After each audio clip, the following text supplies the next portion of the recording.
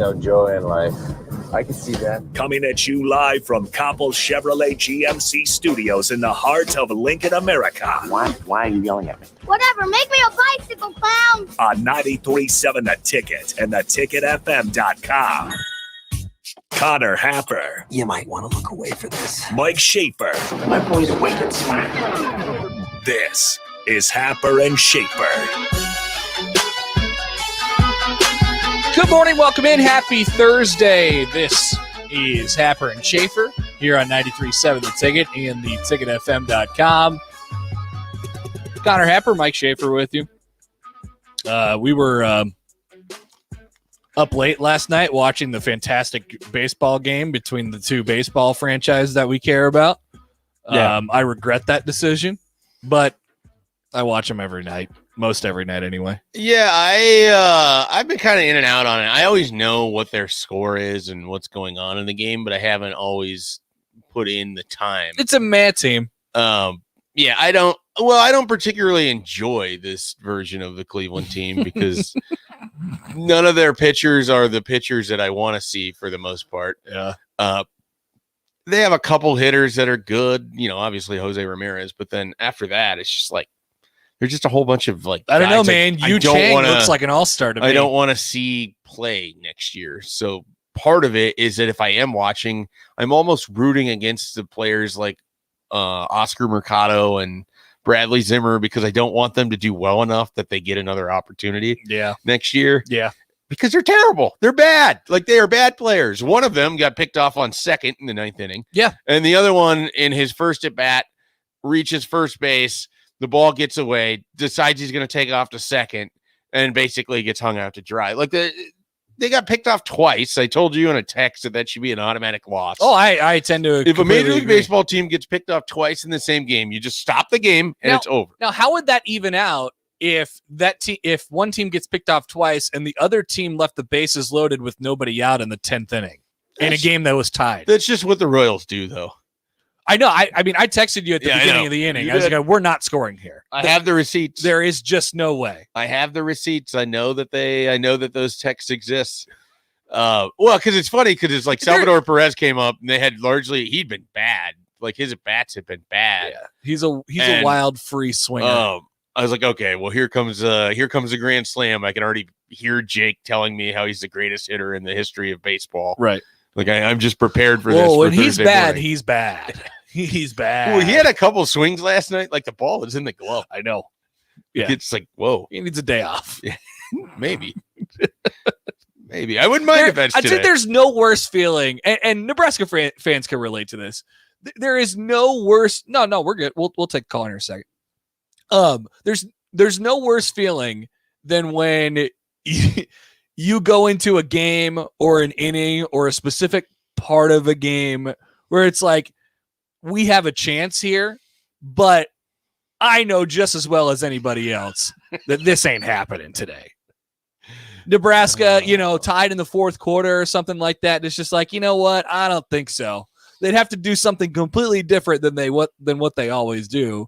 The Royals tied at 3 in the bottom of the 10th. You get the runner on second base for free. Then you get 2 more guys on base because of a comical set of errors that allowed Whit Merrifield to reach first base. Then they walked the guy, I'm pretty sure. Bases loaded, no outs for like your 3 best hitters. Yeah. And you just like you didn't even get a ball in the infield. They need to move Carlos Santana down the line. He's a little slow. I didn't know this, but they were talking on the broadcast. He hasn't hit a home run in 120. He's got like a hip thing and that's also the reason why he didn't catch that little flare behind the Hedges flare. He caught the freaking 112 mile an hour bullet at his head. Yeah. But yeah. Well, and that was, that's almost no man's land between first and right field. Like that's a tough play. He may get there without his injury that he has right now. Anyway, that was fun. That was really, really fun for both of us last night. Just texting back and forth about the misery of our baseball teams. Oh, man. Nothing and like September baseball. There's still like what? How many games left for you? 30 more games. I can guarantee you that they're going to win 74 games. 30 more games. They're going to win one short of what it takes. If you don't get there, it's 100% because Cleveland just continues to beat the Royals. Yes, because they play them 7 more times. All right, let's get things started today. We had to revel in our failures, at least mine anyway, to start the show. Want to hear from you guys, 402-464-5685.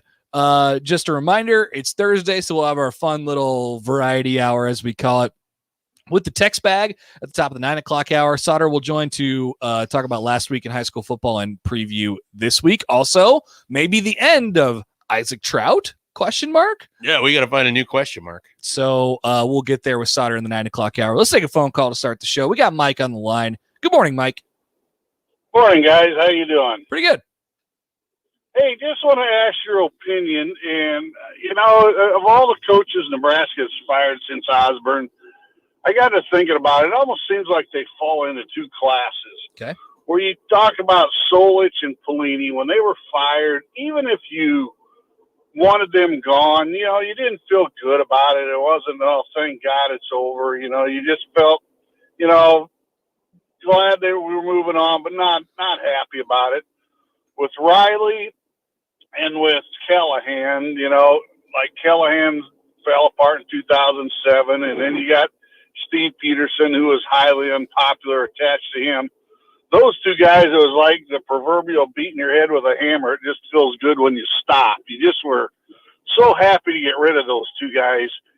And that's just overall the majority. That's the sense I get. But it seems like Frost is rapidly, and the people I'm talking to almost falling in the category of Riley or Callahan, or people aren't happy about it, but it's just like this just has to end. It's just so sloppy, and just we can't do it anymore. Just kind of curious if you guys feel that's even approximate to the reality that you're seeing. Thanks. Yeah, that's interesting, Mike, and thanks for the call. It is crazy how similar the Riley and Callahan ones felt. Just as far as how the hires were perceived, or how they were received, I suppose, when they hired those individual coaches, and then the way that they left, athletic director changes, and things go in a different direction. You're exactly 10 years apart. The 07 and 17 seasons were like similar in kind of a lot of regards, right? Yeah, I mean, there was a lot of excitement for both of those seasons, featuring the new quarterback that had sat out the year before, and then that quarterback turns out to not be near as good, and the defense is ultimately what got both coaches fired. Yeah. And the defensive coordinator, quite frankly, if you wanted to draw more similarities. If we're putting this potential one into one of those categories, it's probably a little bit closer to that with the way it's headed right now. Well, the lack of on-field success wouldn't allow it to be like the other two. Yeah, I don't think. I mean, if they don't get it figured out really fast here, there will be no chance for longevity. And that's not. that's not an athletic director's fault. That's not a political, Nebraska climate thing. That is just straight up wins and losses. That's straight up results. So yeah, it feels more like that. I don't know, man. I'm almost scared to go there because I don't know what it'll look like. And the circumstances are important if you do go to that place, like if you end up going down that road. So I don't even know. I don't know what that'll look and feel like if and when that has to happen. Yeah, I think it's also important to at least acknowledge with Riley and Callahan, they were following the previous coach that each followed had been relatively successful. Yeah. So then there's that aspect of it. This is sort of the first time where it's like a guy has followed a coach that didn't have a lot of success. So the barometer seems sort of low to start with, and then it hasn't been surpassed. And so it's a little bit different of a feeling overall. It's so funny because, like, I was about to say, like, just add to that, like, back-to-back bottom-out coaches. Like, that's what Riley and Callahan were. They kind of the bottom-out coaches. But, in Callahan's case, he left with a lot of talent in the room. And that certainly helped out Pelini at the start of his tenure. Of all the coaches that were let go, the one that I most would have been interested to see for like one extra season probably would have been Callahan. No doubt. No doubt. With the talent that was accumulated in the recruiting class, but also the talent that was already there. It's just, would he have been willing to move on from Kevin Cosgrove? It doesn't seem like it because he wouldn't do it in the moment. But he's still probably the one where I have the biggest what if. It's definitely not Bo, and it's because I know what we figured that 2015 out. would have been. Yeah. 2015 would have looked like 2014, which looked like 2013, which looked like 2011. I don't know about the longevity of Riley, like how long he actually would have lasted, but I would have liked to see him in 17 without Diaco, with Banker. Yeah, I would have liked to see them stay at a 4-3 with Mark Banker for sure. I don't know how long that lasts after that, but they're better in 17. Yeah. There's no doubt. The problem again with Mike Riley is that there was certain just parts on that roster that never felt like they were going to get better. Like the running backs coach was Reggie Davis, and they were terrible, and his recruiting was bad. There was a glimmer of hope with Trey Bryant there. Yeah, well, and that's just one of those unfortunate situations where he just couldn't be healthy. Yep. But tried, gave it a shot. They were bad in certain spots. Like they were just kind of a mess in certain spots. Like the defensive backs, you had, Dante Williams was a well-regarded recruiter, but I don't know how long he was sticking around. Anyways, and quite frankly, it never felt like their secondary played that well, other than Chris Jones had a really nice 2016 season. Yep. So that's it's when you look back at these things, it's interesting because the further you get from it, the more you're able to like spot in on stuff. And then right. Well, you just highlight the things that are important. Like we're in the minutia, we're in the details of it right now. I wonder how it'll look in 10 years down the line. I will say this. There's going to be two things that I think will stand out above everything else. If 10 years from now, we're looking back at this run of Nebraska. Yeah, interesting. Go ahead. It's going to be quarterback. Yeah. And it's going to be special teams. Those are the two.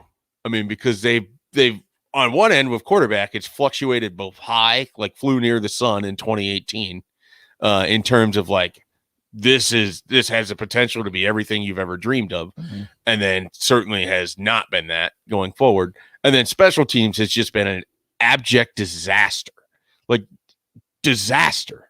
There's certain things in there that have been good, but much of it has just been holy hell. Like, when does this stop? And it hasn't. I'd say this, if you do go down that route this year or next or whatever, in the near future, where Nebraska is at right now, like there was always the conversation with each of the previous coaches, like where was the talent at and how good are you? I really, I guess there's a little part of me that's curious because the results are obviously lagging behind, but my perception is that has absolutely nothing to do with Nebraska's roster. And it's almost exclusively in the way that they're prepared and the positions that they're put in the football games. So if a new coach takes this over, whether it's next year or whatever it is, I feel like there's a pretty good position there. Yeah. I don't know. That's the way I feel right now. Now that all depends on what happens after, if the coach leaves and what happens with the roster after that. And, right. And if you're changing systems over completely and stuff like that. But I mean, I'll say this until I see otherwise. And I know people hate it. They're close. They really are. They're close. They obviously have to fix the game stuff. But as far as building a program to the point that you want to build it to have the ability to win football games, they are close. Yeah. They are not that far away. It's just hard for people to visualize that. I know. With everything seeming like with all the same mistakes repetitively. And then kind of the lack of feel that they're, if it's not Adrian, they sort of do lack just a difference maker on this team. Like I will say that there isn't the one player in this last run of 4 years where you would sort of think of in the same way you might think of even a Nate Gary for Mike Riley in 2016. He was really good. Standout. Obviously Bo Pelini had a number of standouts during his run. Bill Callahan had guys during his run. Frank Sola. It's just like, if you were to sit here and like, who was the best player that has played under Scott Frost? Wow. It's hard because there isn't an obvious answer. Right? No. Like there is no skill position player. I mean, the only person that it could be is Adrian Martinez. Right. Which then sort of gets into a totally different conversation. But there hasn't been a defensive, for as much as people like JoJo Doman, he's just not even at the, like Nate Gary was averaging 4 or 5 takeaways a season and came up in massive moments. Like, that's why he's the first name that comes to mind for me there. Maybe and Cam Taylor-Britt. Yeah. Cam Taylor-Britt could be that guy. JoJo Doman. It's just sort of tells you where the program is that you don't really have a lot of options to even consider. Yeah, that's for sure. Yeah. And that's the difference. But there's a base level. There's a base level there that I think plays. Now you need standouts, and I think part of creating the standouts is having the identity and the kind of. I agree. I agree with all of this. Understanding what you're doing. Yeah. I 100% subscribe to everything you just said there. 402-464-5685. All right, thanks for the call, Mike. Appreciate that. That's we're off and running here on a Thursday. We have college football tonight. Yeah. There are I believe there's like 12 games tonight. 12. Yeah, okay. Let's see. 1 2 3 4. No, not all these matters. 5 6 7 8 9 10 11 12 13 14 15 16 games tonight. Wow. There are 16. How many don't involve an FCS opponent? Good question. Temple Rutgers, which I believe is kind of on the fritz at the moment with the tropical storm passing through the area. Rutgers was sold out for this game. I can believe that. At the rack. People are all in on the Schiano era. I don't know that here in Nebraska, we fully understand how much it meant to that program to get Greg Schiano back. It's a huge deal. And then the buy-in that has occurred at the New Jersey high school football level is almost insane. Kind of scary. It's almost like a guy has moved in and just assumed power, and now he has this like little army of lieutenants underneath of him that are the New Jersey football coaches. Yeah. Because it was like reading it leading up to the days of when they finally decided to hire him. Like, I have not seen quotes like that from high school coaches about who needs to be the head football coach. Yeah. Or even when he was gone, they would be like, man, well, it just hasn't happened since Schiano. And there was this like attitude of like, well, that ain't never going to happen again. And now he's back. And it's like, you got what you want. Our kids are going elsewhere because there's no reason for them to stay home. And now it's like, well, we think they should go to Rutgers, but it's obviously their decision. We have Boise State UCF tonight. Okay.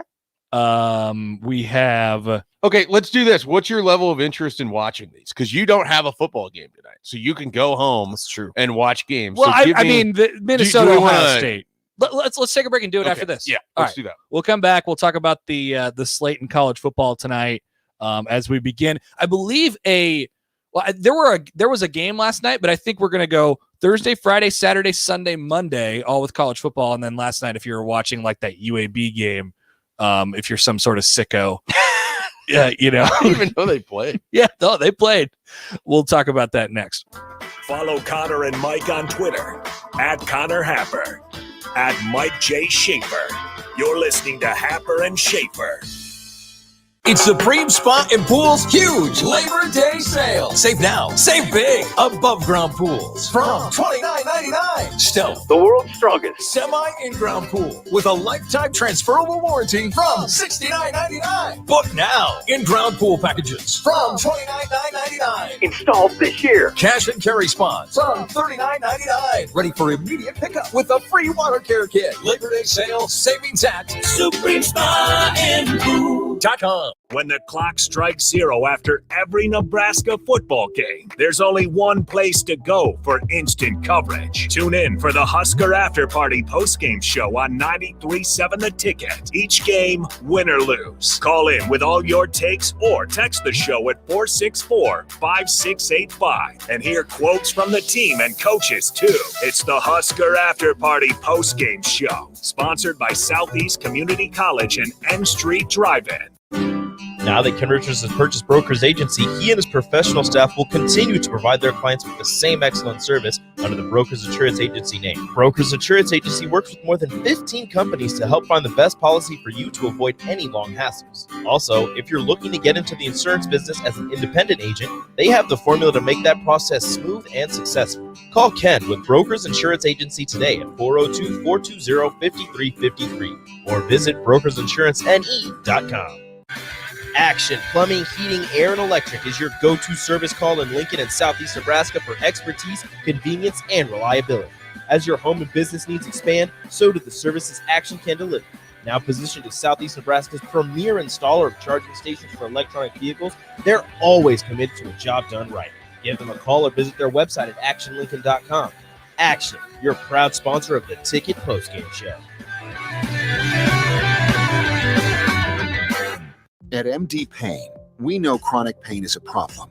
It can lead to isolation, depression, and the inability for you or a loved one to live the life you want. That doesn't need to happen. Chronic pain can be effectively managed.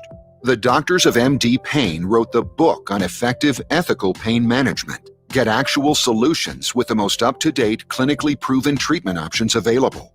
No one has to suffer in silence. Get real treatment for chronic pain. Call MD Pain. Hi, this is Kurt, your shop manager at A1 Automotive here in downtown Lincoln. My promise to you is this: you won't find another automotive repair facility that genuinely cares about you and your vehicle. Our service is outstanding and our customer service is better. Please give me a call for all your automotive repair questions and needs. Call me at 402-477-4660. We were built on small town values, and that shows in how we treat others. A1 Automotive, always honest answers. Here's to days spent roaming, and to sleeping beneath the stars, to casting another line and letting time float by. From Shadron State Park to Indian Cave State Park and every recreation area, historical and state park in between. Here's to your adventures, your memories. Here's to 100 years of your Nebraska state parks. Plan your next trip today at nebraskaparks100.org. Sponsored by Nebraska Game and Parks. Aired with the Nebraska Broadcasters Association and this station. Rosie's Sports Bar and Grill has been your go-to in South Lincoln for years. And their second location in downtown Lincoln is now open. Rosie's downtown spot is Lincoln's premier Nebraska party bar with the Sidetrack Band every Friday night of home games and all day for Nebraska home football games. With 34 TVs that are 65 inches or bigger, you'll always have a great view for all the games. Make sure to check out the new Rosie Sports Bar and Grill, now open in downtown Lincoln at 10th and P. Your home is your empire. Protect it with Empire Fence. Get a free instant quote with the online estimating tool at empire-fence.com. See an upfront estimate with no hidden fees. An Empire Fence can provide privacy and improve the appearance of your home. Keep kids and pets in or out of your yard. Increase security and add value to your property. Visit empire-fence.com now to view the stylish and maintenance-free possibilities for your home and get a free instant online quote. Let Empire Fence protect your empire. You're listening to Happer and Schaefer on 93.7 The Ticket and theticketfm.com.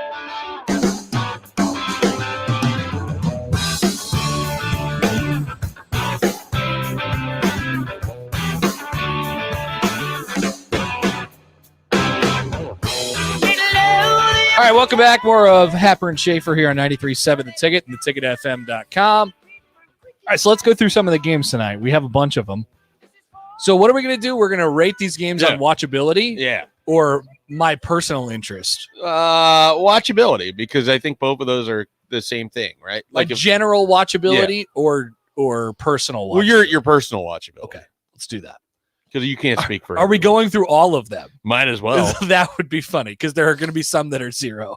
Like literally zero, because they're not actually on TV. All right, we'll start with Temple and Rutgers, 5:30 tonight. And this game's on the Big Ten Network. What's our scale here? Like, do we need to invent a scale? Yeah, I mean, like nothing's going to be a 10. I don't think. Probably not. Just because it's week 1, or we could just do the scale of this week. Yeah. So then in that case, it can be a 10. That's fair. Rutgers Temple is probably a 4, and it's only that high because Noah Vedral is playing in it. No. It's like a 6. Oh, so you think I should be higher on it? I think that you should take an interest in Rutgers. I do have an interest in Rutgers, but just relatively speaking, I mean, Rutgers Temple is just Rutgers is a 14.5 point favorite tonight. I can believe it. We went through their schedule last week, and I was saying how I would go over their number of 4 wins for the season. Yeah, that could be a bowl team. Yeah, I agree. I think Greg Schiano is really good. Like, I think that's one of the better hires that's happened in this. I'll be watching it until Ohio State, Minnesota starts. Okay. So you think I should bump mine up? Yeah, I think you should. It'll be on a TV for sure. The BTN. The BTN. The Citadel in Coastal Carolina. The Citadel. The Citadel. The Coastal Carolina. This is a 0 for me. Yeah, I mean, I don't even know that I like a 1, I guess, is my low end. But this is not on ESPN Plus. You have to pay to have this game. I don't have any affinity for Coastal Carolina. I don't either. I don't get their green field. Don't have a green field. I don't even care about that. I mean, most fields are green. No, like it's different. It's like teal. Don't have a teal field. I don't know. They kind of rose up last year and were cute and quirky and whatever, but I just don't think in a normal season we're going to spend this much time on. Wow, Schaefer, college football elitist, saying Coastal Carolina is cute. I was the guy who said the same about Boise State in like 2000. That's cute. Okay, how about you win the Fiesta Bowl? Yeah. You win a game. You won once. How about you do it again? Okay, you ran the Statue of Liberty. We're all proud. All right. I would have loved to hear your takes in 2007. Long Island University and Florida International. They played tonight in a football game. 0. Less than 0. Honestly, didn't know that Long Island had a university. LIU was a football school. Boise. Would LIU beat Fordham? Oh, good question. I have some Fordham facts All for right, later look in the up show. LIU versus Fordham. They have a history. I'm sure that they have played each other. But I do have some Fordham facts for later in the show that I would love to share with you. Any history? It looks like they played in 2003. Oh. Fordham smoked them 42-7. Uh-oh. So there's that's no available box score. It's good news for Florida International tonight. Boise State UCF at the sold-out Bounce House. Bounce House. This is on ESPN. This is a good game. Yeah, this one is. I'm glad these two teams are playing. This is probably a 7. Yeah, probably a 7. Yeah, this is good for me. This will be on a television. Yeah, I'll probably be flipping back and forth with this and Rutgers until the other game starts. We're gonna get you a multi-TV setup. I don't have that. I just have the one. Or do you think you'll do a multi-TV? I would love to. I just don't know if I have the required space for it. Yeah. You could bring in a TV to just set up for game day though, like where you have 2 TVs because of the football season. I had this thought, last year, and I'm more of the guy who wants to watch the whole game rather than have the red zone channel where it just kind of goes through a whole bunch of them. But I have the one TV and I got red zone last year and I actually really enjoyed it. I was out on red zone before and now I'm in.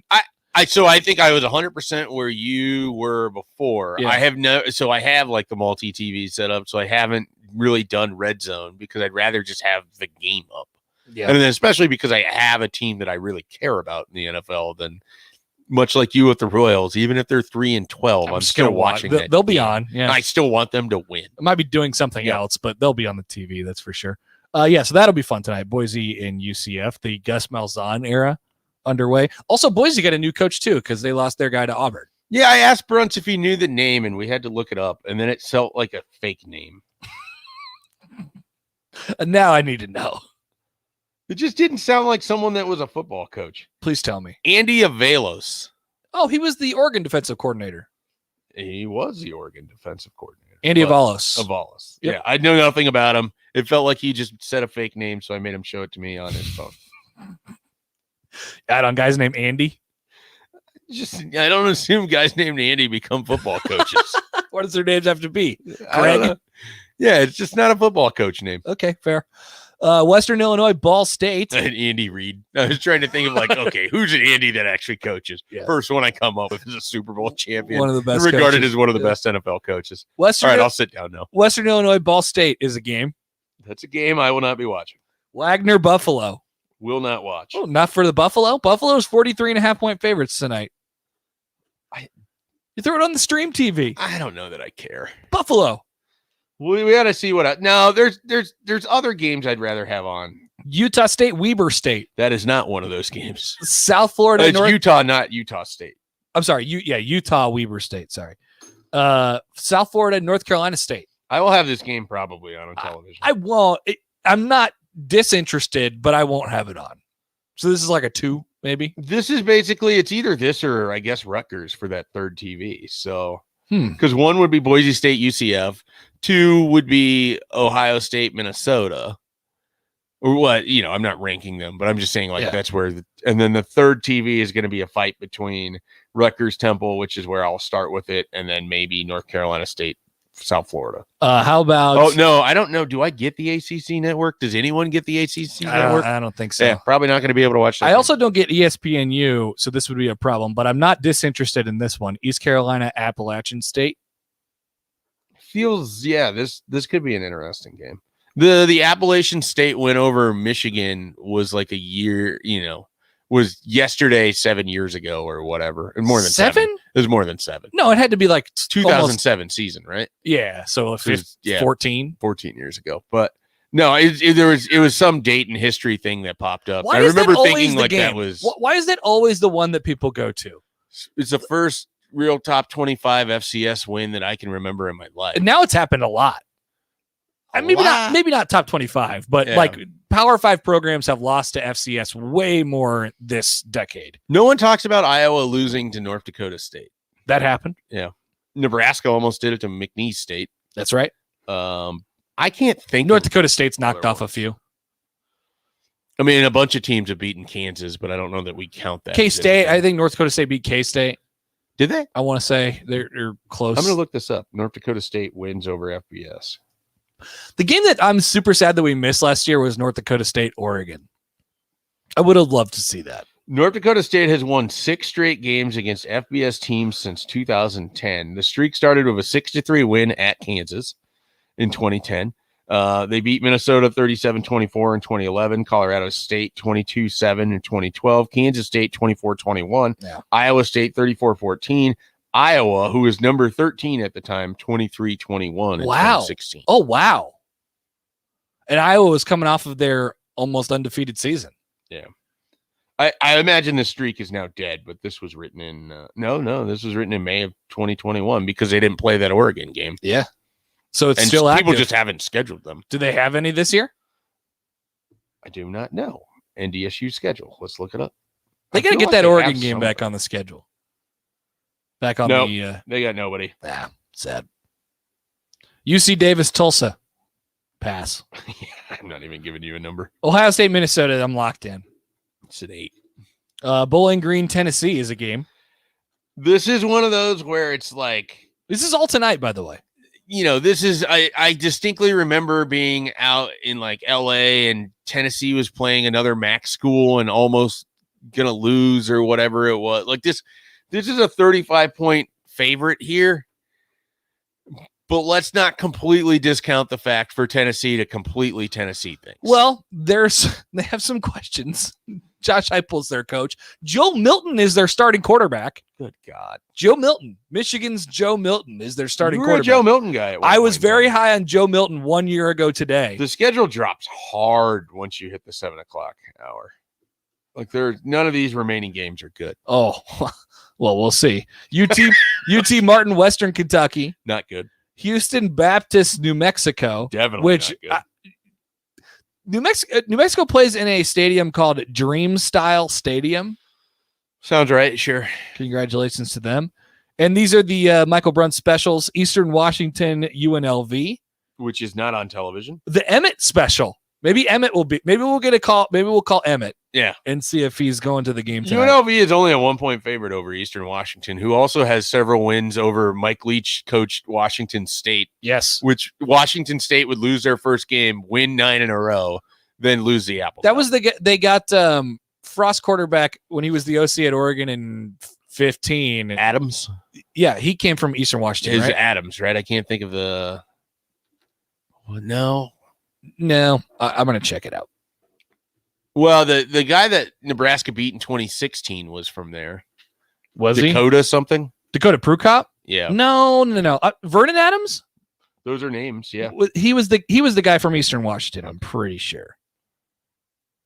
And then they played Eastern Washington. Maybe. Dakota Prukop was Montana State. Yeah. All right. We always find our way down some sort of rabbit hole with these. That's what the show is. Check out Vernon Adams. I need to. He's in the CFL. Yes, Eastern Washington and Oregon. There he is. Nailed it. Vernon Adams graduated from Bishop Sycamore. It's actually Bishop Alamany. It's in Mission Hills. Not Bishop Sycamore. And then finally, 9:30 tonight, Southern Utah and Arizona State is a football game. Number 25, Arizona State, by the way. Who we haven't really heard much of since half of their staff went on paid leave. So I am kind of interested in that. The Southern Utah, who also played last week and lost 45-14 to San Jose State. So what are the Friday games? Oh, we can't go there. It's too early. We got to do that on Friday. Yeah, because then we'll find our way down another rabbit hole, and it'll be scary. South Dakota plays Kansas, and that is definitely a game in which South Dakota can win. Like they're not. We have Virginia Tech, North Carolina tomorrow.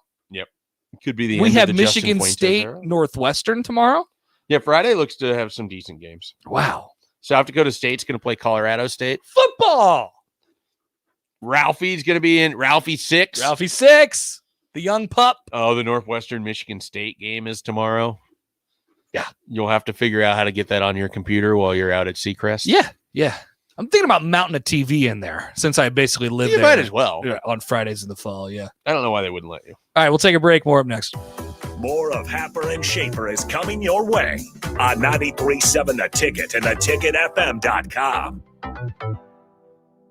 Here's to days spent roaming and to sleeping beneath the stars, to casting another line and letting time float by. From Shadron State Park to Indian Cave State Park and every recreation area, historical and state park in between. Here's to your adventures, your memories. Here's to 100 years of your Nebraska state parks. Plan your next trip today at nebraskaparks100.org. Sponsored by Nebraska Game and Parks. Aired with the Nebraska Broadcasters Association and this station. Action Plumbing, Heating, Air, and Electric is your go-to service call in Lincoln and Southeast Nebraska for expertise, convenience, and reliability. As your home and business needs expand, so do the services Action can deliver. Now positioned as Southeast Nebraska's premier installer of charging stations for electronic vehicles, they're always committed to a job done right. Give them a call or visit their website at actionlincoln.com. Action, your proud sponsor of the Ticket Postgame Show.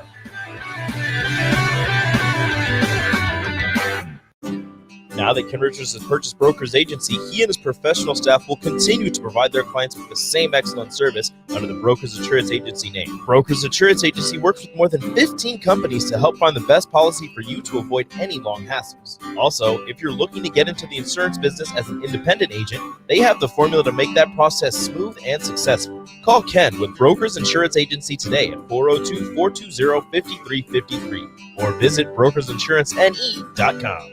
Do you know the common signs of transmission trouble? Your engine revs before falling into gear, shifting is rough, or you're leaking reddish-brown fluid. Knowing the signs could mean repair instead of replace. That's where we come in. We're Certified Transmission. The job done right at the right price.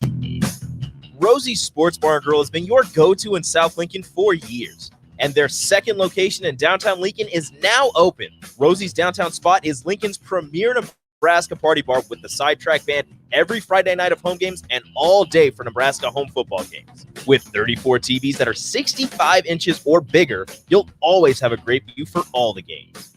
Make sure to check out the new Rosie Sports Bar and Grill, now open in downtown Lincoln at 10th and P. Everyone loves a good deal, and there's plenty of great options right now at Brown Shoe Fit for their summer clearance sale. Check out their multiple sizes and widths and sandals with brands like Clark's, Keen, Atrex, and many more. Hurry in for the best selection because this sale only goes to the end of the month. It's the summer clearance sale at Brown Shoe Fit, just south of 66th and Q in Lincoln. Where will you go next? The Southeast Community College Fall 2021 Continuing Education schedule of classes is arriving in your mailbox. Take a class in leadership and professional development, like real estate license prep, business courses like accounting and financials, or building a business plan, or 19 pages of personal interest classes like dog grooming, making jewelry, or even charcuterie. The entire schedule is online at southeast.edu/continuing. SCC, your path to possible. When the clock strikes 0 after every Nebraska football game, there's only one place to go for instant coverage. Tune in for the Husker After Party postgame show on 93.7 The Ticket. Each game, win or lose. Call in with all your takes or text the show at 464-5685 and hear quotes from the team and coaches too. It's the Husker After Party postgame show, sponsored by Southeast Community College and M Street Drive-In. Hey, it's Sean Callahan, and football season is here, and there is one place that has all the games, plus great food and beer specials. Tanner's Bar and Grill at 30th and Yankee Hill. Whether it's Thursday night football, college football Saturdays, NFL Sundays, or Monday night football, there's a great view of the game from any seat with different food and drink specials every night. Try the Blue Ribbon Reuben Sandwich or the Prime Rib French Dip or any of their famous chicken wings. That's Tanner's Bar and Grill at 30th and Yankee Hill. Connor Happer. Oh, I don't know what you're talking about. I like ketchup. Mike Schaefer. What are we doing? I can't handle it. What's going on? This is Happer and Schaefer. Corey and Lincoln says on the text line, Happer, are you aware of who Notre Dame's starting quarterback is? Yes, I am. My guy, Jack Cohn. Why is he your guy? Because this is back when recruiting, we talked about recruiting, and remember when Nebraska was like in between Jack Cohn and Patrick O'Brien? Or Jebbia? Jack Cohn and Jebbia. And I found out that Jack Cohn was from Long Island. So I was like, this is my guy. I'm going with him. And then he went to Wisconsin, so he kind of like stayed in my life, basically. A little bit, yeah. So he's just been my guy ever since. And now he's a starting quarterback at Notre Dame. And they play on Sunday against Florida State, who their starting quarterback, by the way, is Mackenzie Milton. Did they announce him, or is it still an or on the old? Oh, did they chart? have? I just assumed. I think there's some concern that Milton may not be actually healthy enough to play. Jeez, really? That injury was really bad. It was, yeah. But I mean, I saw the last thing I saw is that there was an or next to his name and the other guy's name. But maybe they announced something here recently. Notre Dame, by the way, it's they're 7.5 point favorites on Sunday at Florida State. It's a big year for Mike Norvell. They got to figure things out a little bit. Go one way or the other out. And then there's a game on Monday, Louisville and Ole Miss. Florida State releases first football depth chart without a listed starting quarterback. Perfect. Love to see it. So there's that. That would be another positive part of the college football Jordan czar. Travis is the other guy. If they did the college football czar thing where everybody just played under the same rules, they would have mandated injury reports and also mandated accurate depth charts like they do in the NFL. That'd be super great. Both names were listed. Both names were bolded. They didn't even actually do was there an or? Yep, there's the or. Who was listed first? Jordan Travis, which I think he'll be the starting quarterback. That's not even alphabetical order, so he must be the first one. Like I said, I had heard that Mackenzie Milton was dealing with just sort of some continuation of some injuries, and there's some real concern about his ability to hold up in a game. That sucks, man. He was so fun that year. Oh, yeah. I mean, he was outstanding. So fun. So fun. He was absolutely outstanding. Texter says, don't know why Jack Cohn didn't stay on Long Island, Coney Island. Well, he could have played for the Long Island University. They're like a shark. Blackbirds? Shark or a whale or something? No, it's like a shark or a whale. I think it's a shark. Yeah, they're sharks.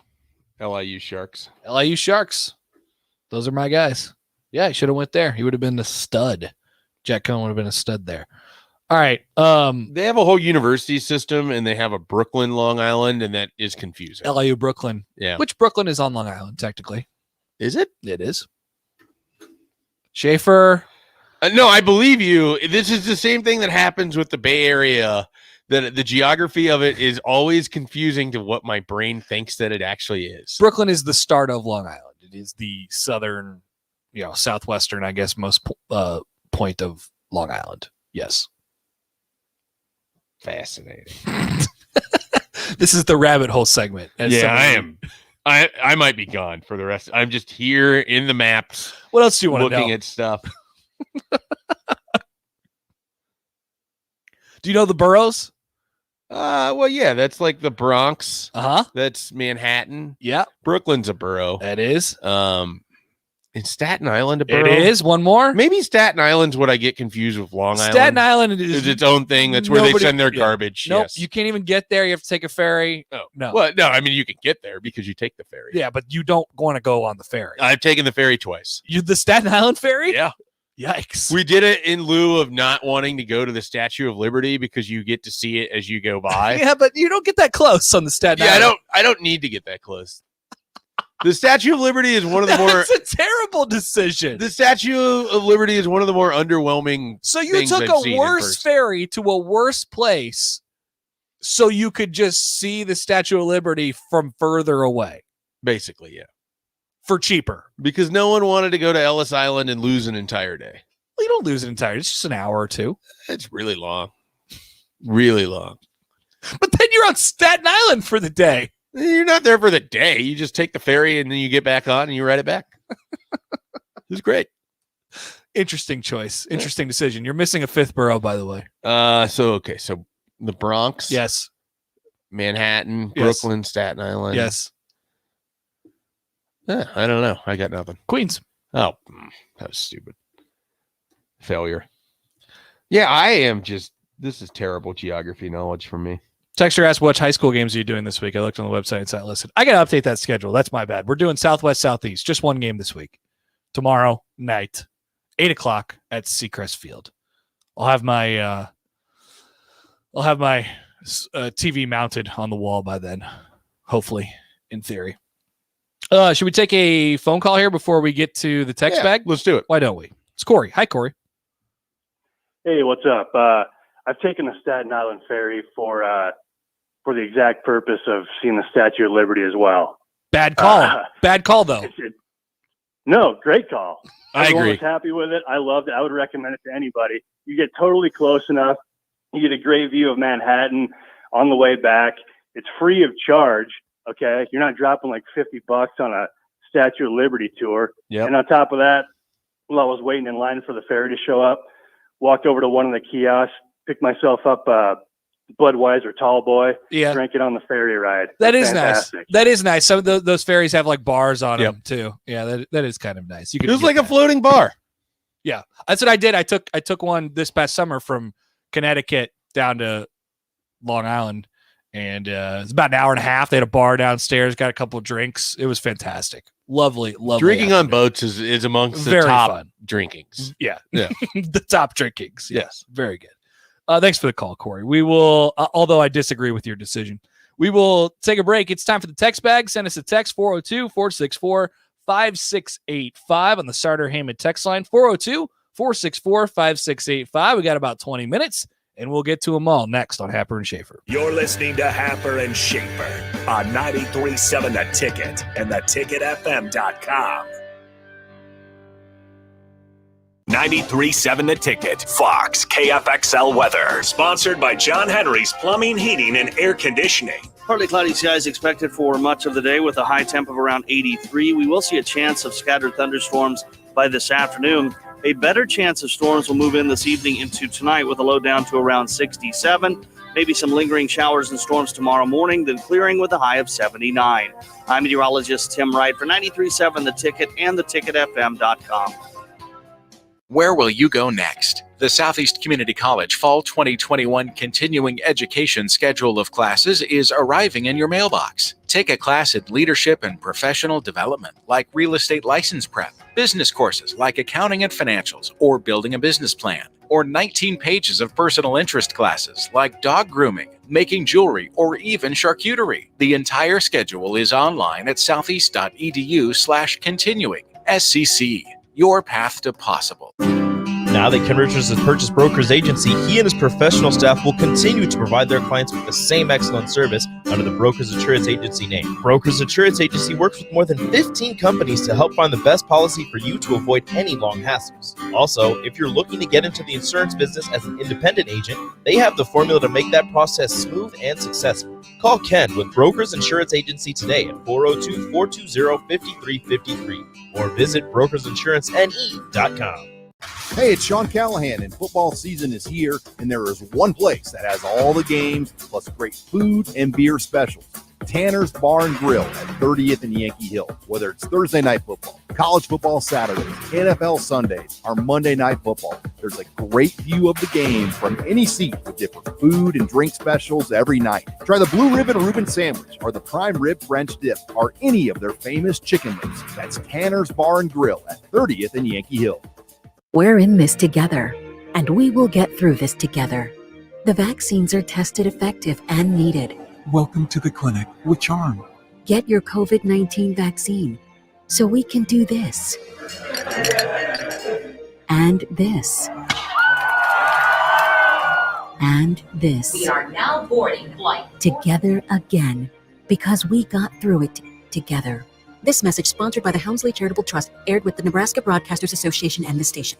Do you know the common signs of transmission trouble? Your engine revs before falling into gear. Shifting is rough, or you're leaking reddish-brown fluid. Knowing the signs could mean repair instead of replace. That's where we come in. We're certified transmission. The job done right at the right price. Want to get a hot and perfect body fast? It's so easy. All you have to do is eat lots of bananas, but peels only. And always be sweating, but never look sweaty. That's disgusting. Don't follow extreme routines. Do your own thing at Planet Fitness. Now through September 16th, join for just $1 down, $10 a month, cancel anytime. And get back to a real routine with tons of equipment and free fitness training in our clean and spacious clubs. Join today for $1 down, $10 a month, and cancel anytime. Hurry, deal ends September 16th. See club for details. This is Lincoln's home for sports talk on the FM dial. Also online at theticketfm.com. On the internet. KNTK FM Firth. 93.7 The Ticket. Happer and Schaefer. It says I take no joy in life. I can see that. Coming at you live from Koppel Chevrolet GMC Studios in the heart of Lincoln, America. Why are you yelling at me? Whatever, make me a bicycle clown. On 93.7 The Ticket and theticketfm.com. Connor Happer. You might want to look away for this. Mike Schaefer. My boy's wicked smart. This is Happer and Schaefer.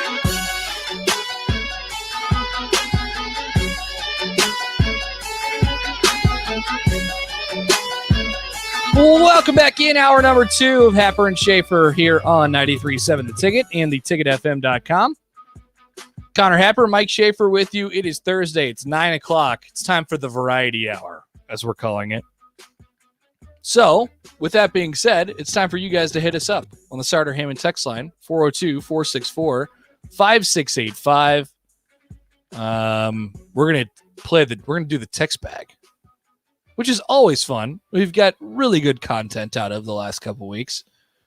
People complain about it occasionally, or like, man, you guys are really just turning it in here when you do the text bag. Well, people complain. That's just what they do. We kind of are. So what? You gonna sue me? You're gonna get sued? The reason that I'm stalling is I'm just trying to get the audio for the text bag song out. Yeah, we can't do it without awfully slow. Yeah. That computer's been slow for a little bit. Well, it has to do with the whole streaming situation, but we're going to get there. Here we go. Text bag. Ooh. Every Thursday they go through the text bag.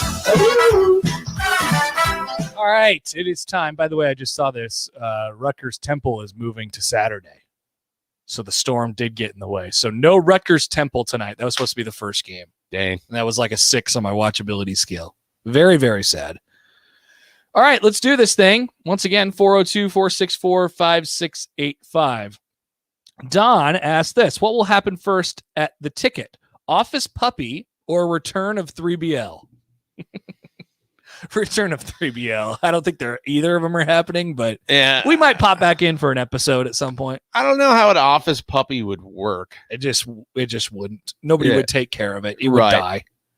Yeah, I mean the closest thing that you're gonna have to an Office Puppy is when Slider and I show up, I think. Yeah, which is great. We love when Slider shows up, but we also love the part where you take him home. Yeah, and care for him.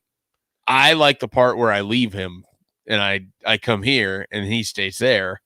And then, we get some alone time from each other. He doesn't like that part. In fact, it makes him very angry. So that's where our life is at right now. This is a good one. What do you guys think about DP owning all your asses now for the next several years? Good question. It's awesome. If you didn't hear that yesterday on 93.7 The Ticket, pretty cool. We're going into new ownership for our next kind of phase here at The Ticket. And DP and his wife Rebecca are at the helm, and we're super excited about it. Kind of been in transition here for a couple months, and you won't notice it. I don't think very much. The listeners won't notice it. Hell, I've barely noticed it. Yeah, I mean, at some point, it's just the radio is on, and the same people that you have come accustomed to here on The Ticket are the ones talking. And, the biggest changes largely has been a sort of reinforced commitment on local radio.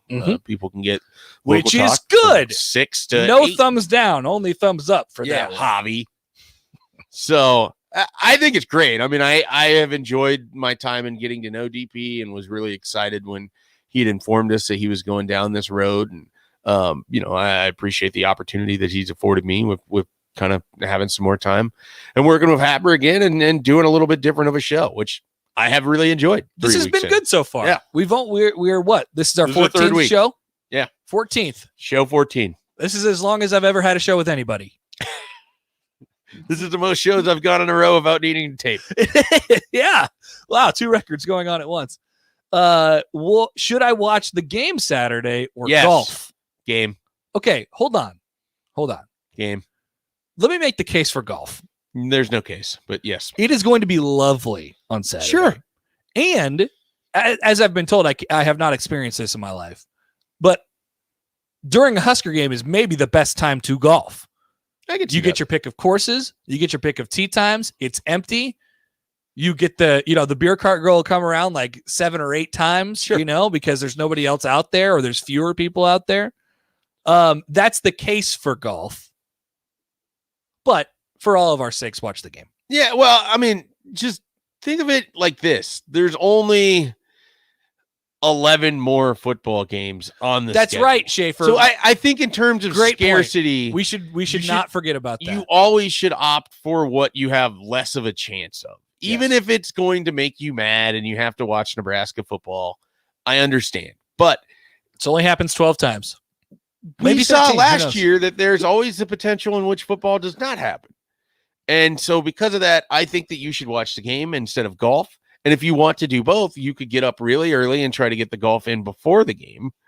Or you could set a tee time like, say, 1:30, 2 o'clock, and you probably aren't going to miss anything major because the game shouldn't be in doubt. That's good. You could do some strategy here. Yeah. So 11 o'clock game, halftime, you're probably thinking about 12:30, maybe 12:45, somewhere in that range. And yeah, if you set a tee time for 1 o'clock, you could be in pretty good shape. So you could have it both ways if you want to go down that road. Brunch texted me, not the text bag, and basically says, I too did the system of the Island Ferry route for Statue of Liberty. Why? Why do you guys do this? It's free. Just pay the $15 and go on the Ellis Island tour. No thanks. You are tourists. Why are people so afraid to be tourists? No, I'm fine with being a tourist. So you get on the Staten Island Ferry? Yeah, it's great. It's not great. You have had multiple people tell you it's great. It's not great. No, I don't know what to tell you though. Don't you actually want to go to the island? I would love to go to around Ellis the Island. Statue. I don't want to spend the 6 hours that it takes to do all. You can get right back on the ferry an hour. We were on the island for an hour when we did it.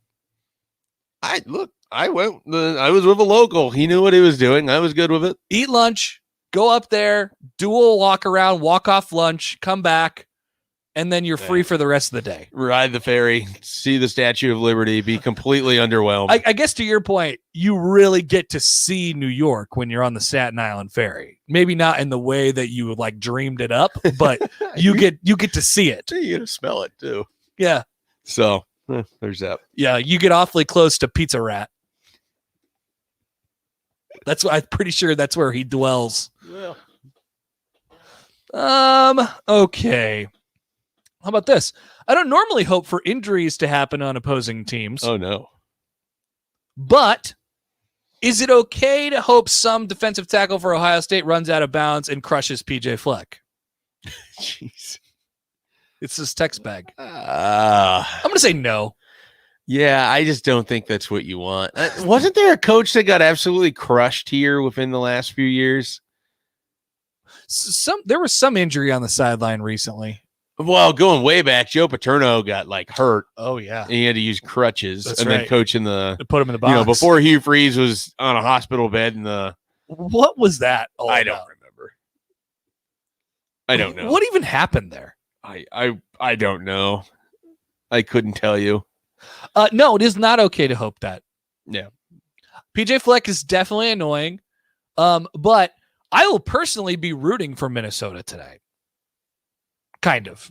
Like I won't be crushed if they lose because I think that they're going to. But I would I like the Friday morning. Man, I had the worst night last night. I like the underdog. Minnesota lost to Ohio State. And there's something about places that don't traditionally care about college football, and then they get that like taste of success, and all of a sudden their stadium's sold out and they have this really cool fun team to follow and stuff like that too. I think Minnesota falls into that category. I mean, I would be entertained by it because I like the idea of other teams in the Big Ten making sure that Ohio State isn't just the only thing that happens in the conference. Yeah. But I don't foresee it. Can the intro guy stop saying Schaefer? He says Schaefer. Schaefer. He doesn't say Mike Schaefer. I haven't noticed it. That's Bob, and he says Schaefer. I mean, I would. Sometimes we have to tell him how to pronounce things, but Schaefer is not one of them. He gets that one right. All right, almost every time. Jeremy, is Nebraska's offer to L.J. Richardson on the way? We will see on that one.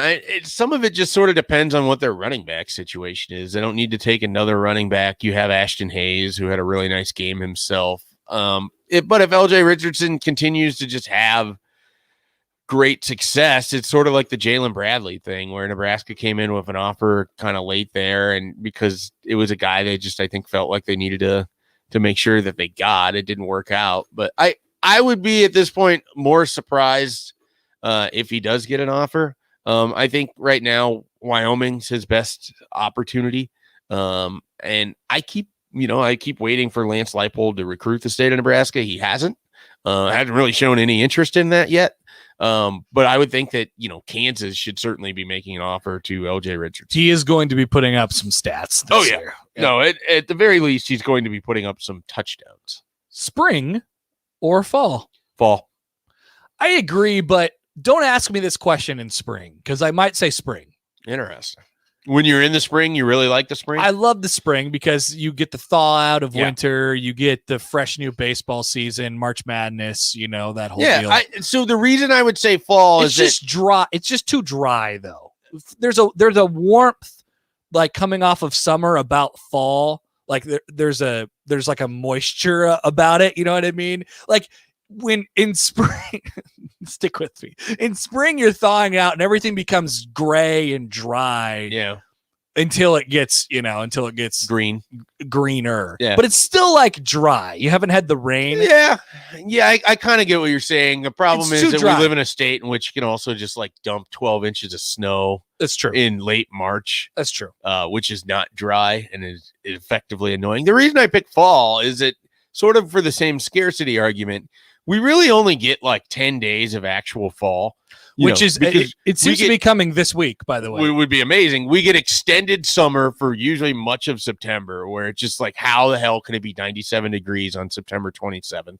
And then even now into early October, but there will be that like 10 to 12 day stretch where you get the crisp autumn air and things feel fantastic and it looks really cool around here. This morning I walked out, it was 62 degrees. No, I mean, the last couple days, yesterday was, I mowed yesterday. It was great. It's like, I got to spend more time outside. I gotta I love it enjoy out this. here. Yeah. Why am I always inside? Why am I in that room all the time? Okay. Jared in Wisconsin. Would you rather have to fight a house cat to death every time you drive your car, or have to fight a mountain lion to the death once at some random moment in the future? But what do I get for? So if I defeat the mountain lion, I don't have to fight the house cat. No, if you defeat either one, you these are two individual scenarios. If you defeat either one, you just don't have to deal with it. Yeah, but the house cat, every time you drive. Yeah.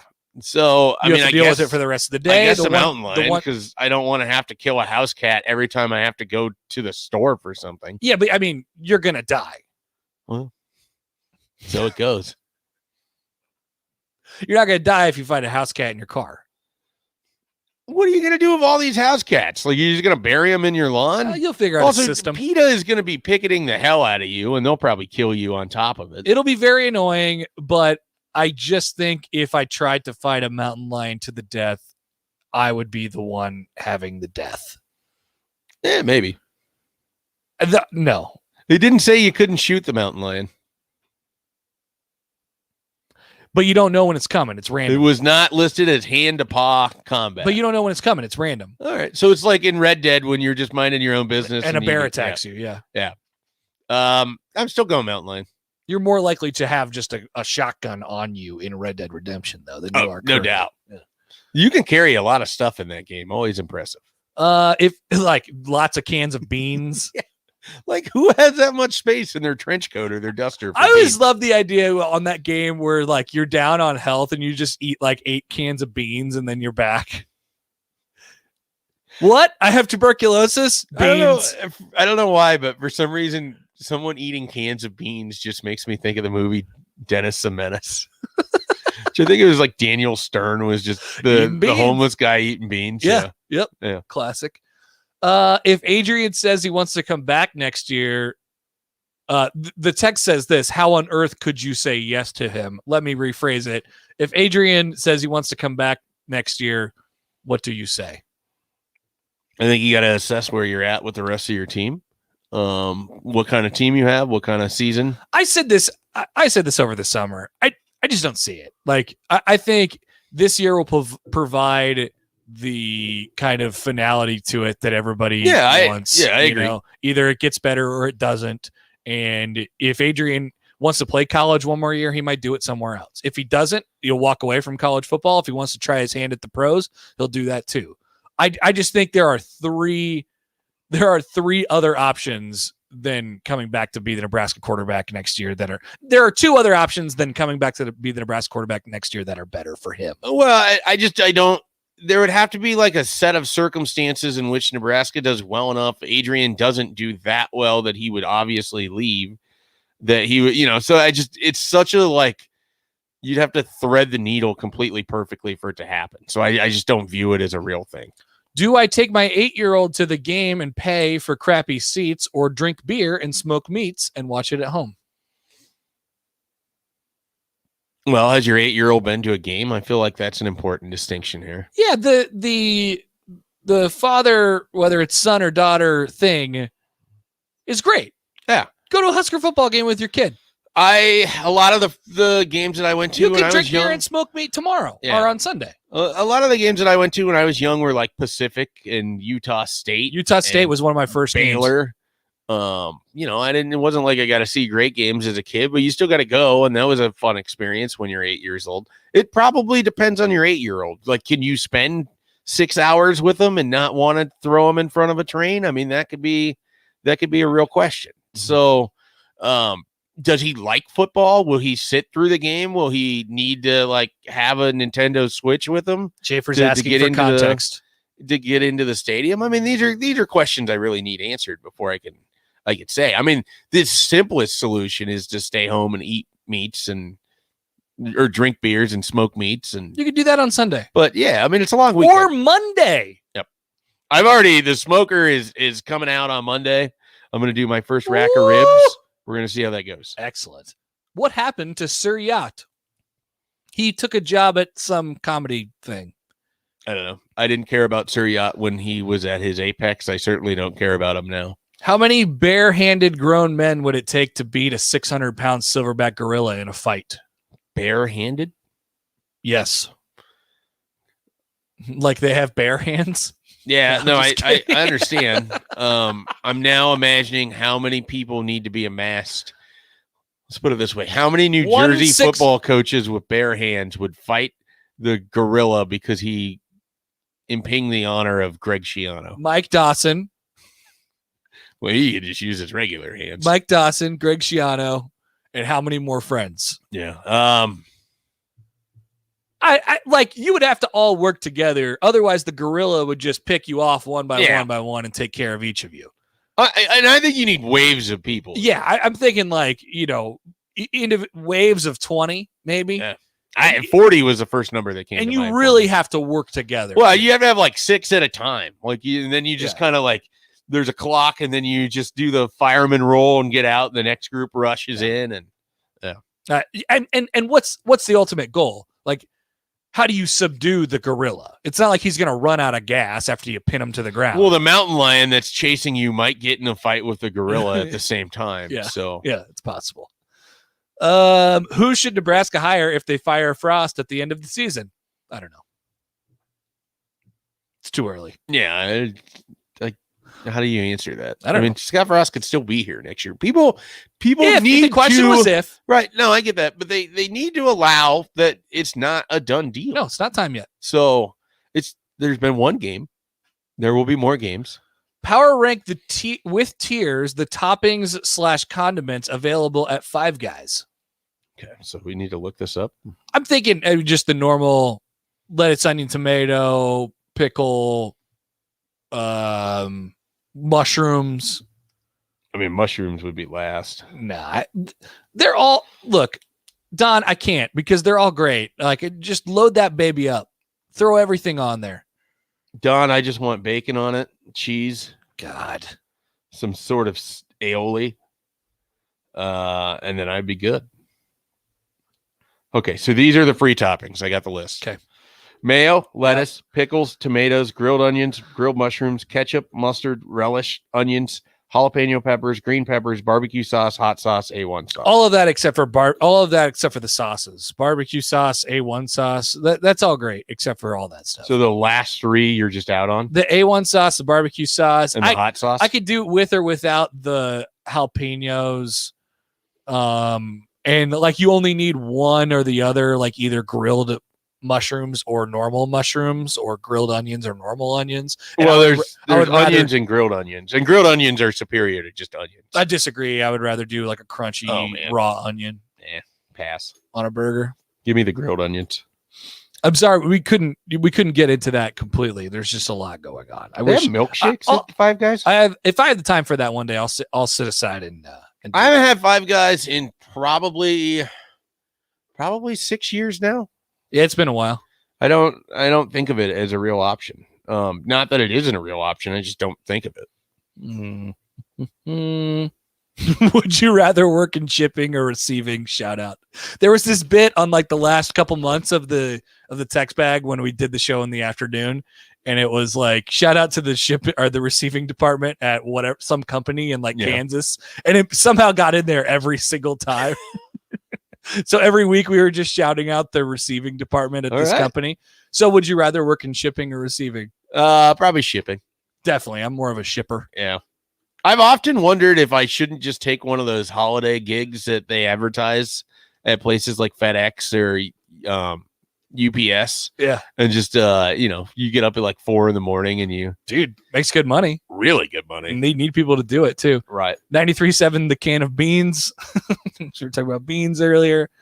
What is the minimum deficit for a win this weekend for fans not to freak out? If it's 10, do we view it as a loss? What do you like? You mean how many points we win by?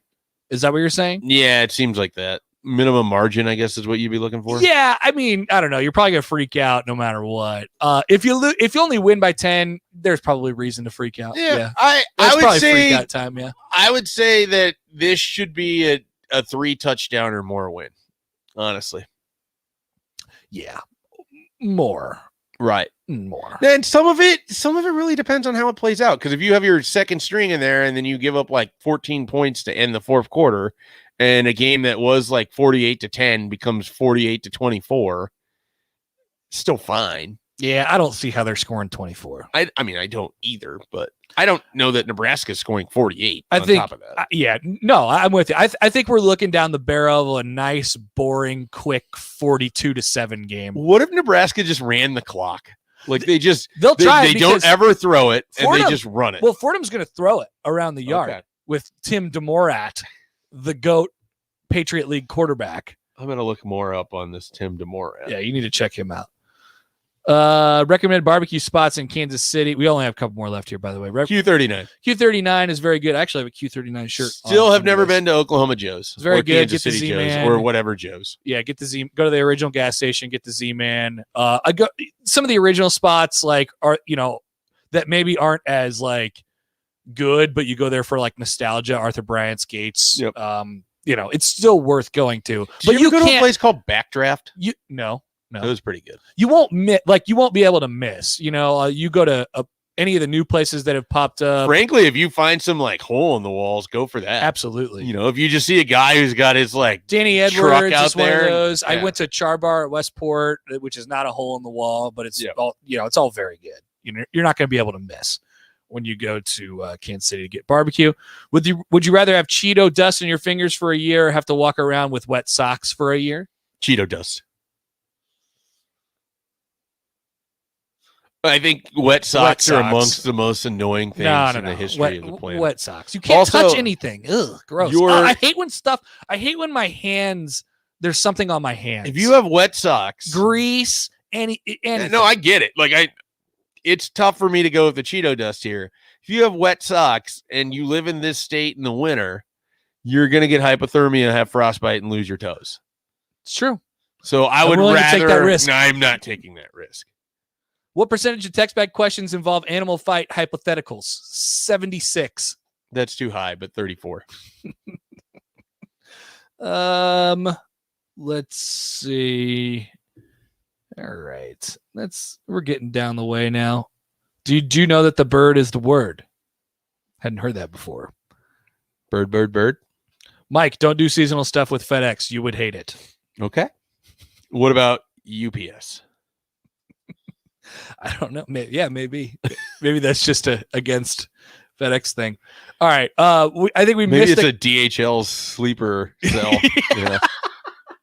Is DHL still a thing? DHL. I see DHL trucks. It's been a long time since I feel like I've seen DHL. All right. We got to take a break here. Mike Sauter's up next. Thank you for participating today in the text bag. As always, you can continue to text in 402-464-5685. We'll get caught up on week 1 of high school football and take a look at week 2 with Mike Sauter, NEB Preps, next on Happer and Schaefer. Follow Connor and Mike on Twitter at Connor Happer, at Mike J. Schaefer. You're listening to Happer and Schaefer.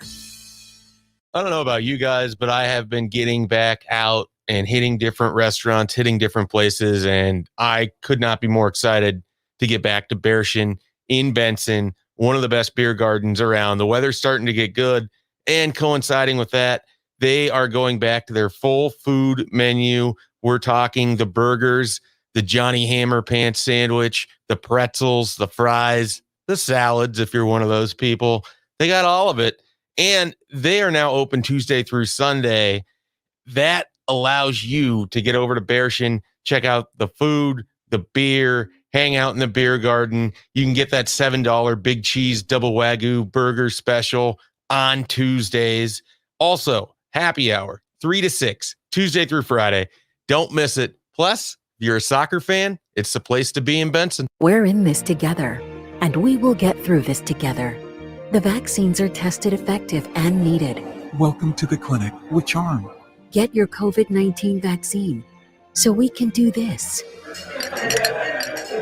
And this. And this. We are now boarding flight. Together again, because we got through it together. This message sponsored by the Helmsley Charitable Trust, aired with the Nebraska Broadcasters Association and the station. Dancing at weddings, walking the dog, playing with grandchildren. These are the small moments that make life great. They're also the moments that chronic pain steals from us. Don't let chronic pain stop you or a loved one from living life. At MD Pain, we wrote the book on effective, ethical pain management. We offer the most up-to-date treatments from Nebraska's leading physicians. Don't let pain stand in your way. Call MD Pain. Ready for this? 1, 2, 3, up. At Madonna Rehabilitation Hospitals, success in rehabilitation is measured in breakthroughs. Taking a step after a brain injury, feeling reassurance after a spinal trauma, saying a word after a stroke. We bring hope and healing to adults and children through clinical expertise, cutting-edge research, and innovative technology. After traumatic illness and injury, when some might say, I can't, at Madonna we work hard to say, now you can. Learn more at madonna.org. At Koppel, you can shop online for the most affordable crossovers, SUVs, cars, and trucks. They have new Chevrolet and GMC or used inventory, all at your fingertips. Hi, I'm Sean Callahan, and before I got my car at Koppel, I shopped online at koppelcars.com. I found a vehicle I liked, then I drove that money-saving mile to Koppel in Louisville. You should too. It was just minutes from I-80 or at koppelcars.com. 93.7 The Ticket, Fox, KFXL weather. Brought to you by Bryant Air Conditioning, Heating, Electrical, and Plumbing. Partly cloudy skies expected for much of the day with a high temp of around 83. We will see a chance of scattered thunderstorms by this afternoon. A better chance of storms will move in this evening into tonight with a low down to around 67. Maybe some lingering showers and storms tomorrow morning, then clearing with a high of 79. I'm meteorologist Tim Wright for 93.7 The Ticket and theticketfm.com.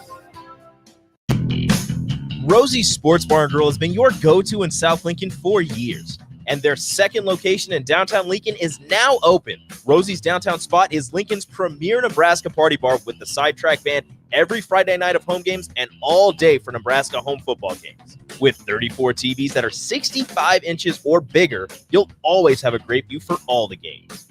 Make sure to check out the new Rosie Sports Bar and Grill, now open in downtown Lincoln at 10th and P. Want to get a hot and perfect body fast? It's so easy. All you have to do is eat lots of bananas, but peels only, and always be sweating, but never look sweaty. That's disgusting. Don't follow extreme routines. Do your own thing at Planet Fitness. Now through September 16th, join for just $1 down, $10 a month, cancel anytime. And get back to a real routine with tons of equipment and free fitness training in our clean and spacious clubs. Join today for $1 down, $10 a month, and cancel anytime. Hurry, deal ends September 16th. See club for details. You're listening to Happer and Schaefer on 93.7 The Ticket and theticketfm.com.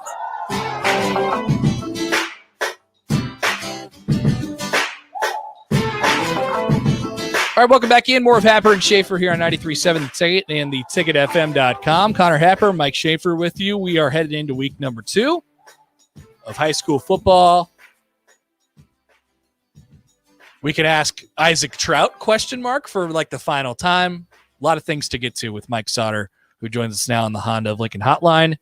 Hello, Mike. How are you? I'm good. I'm hoping the rain stays away long enough. I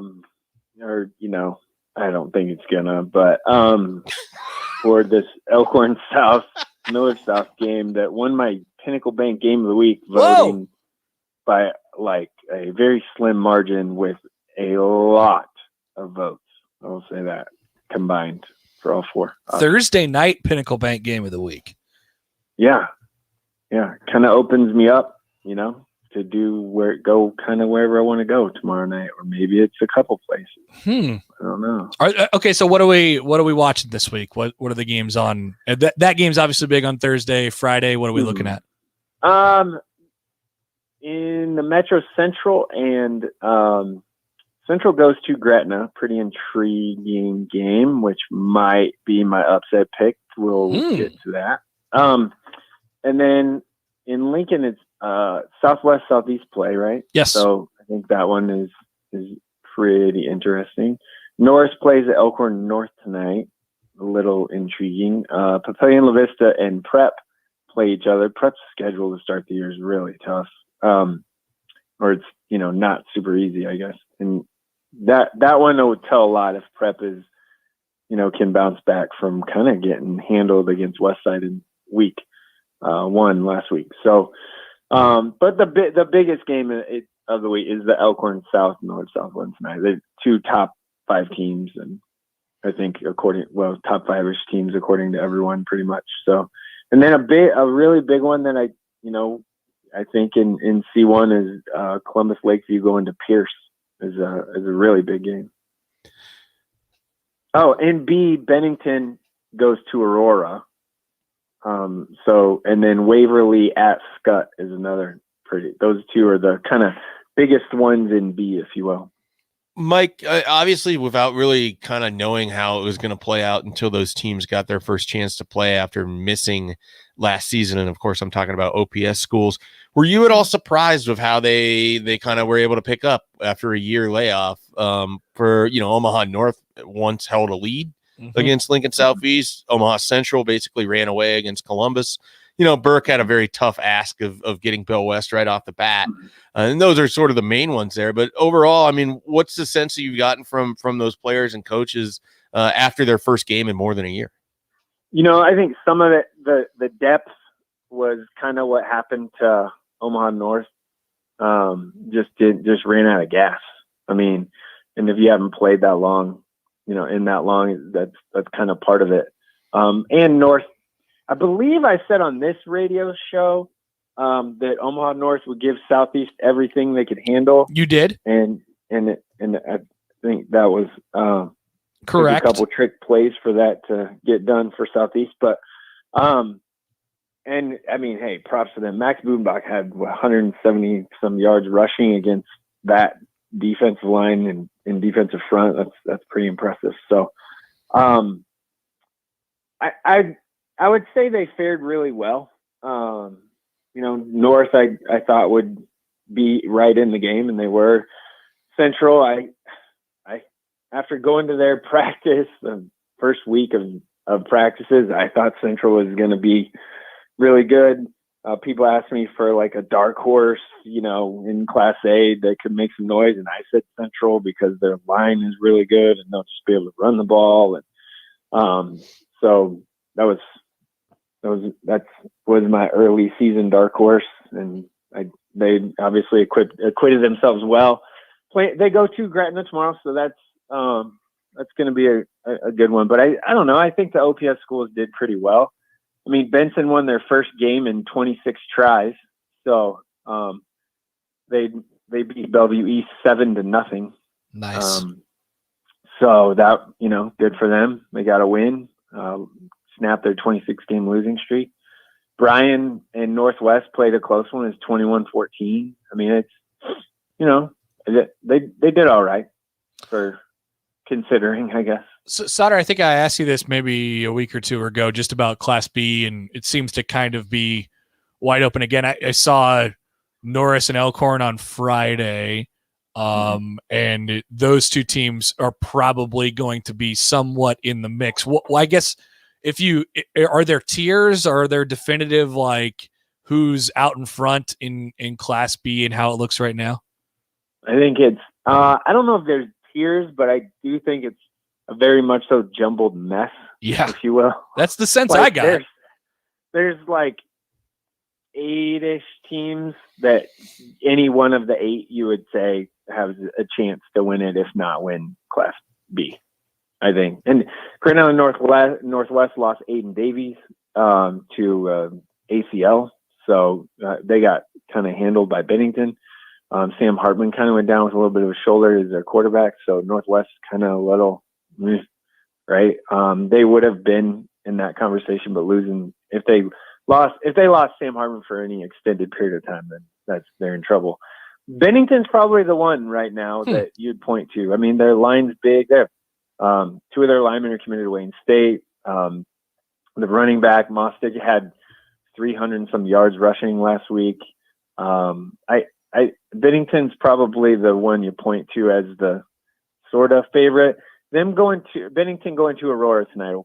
That's a big one for Aurora, particularly with Aurora losing to North Platte was 42-12. I mean, that was a little surprising. Not surprising that North Platte won, just the score.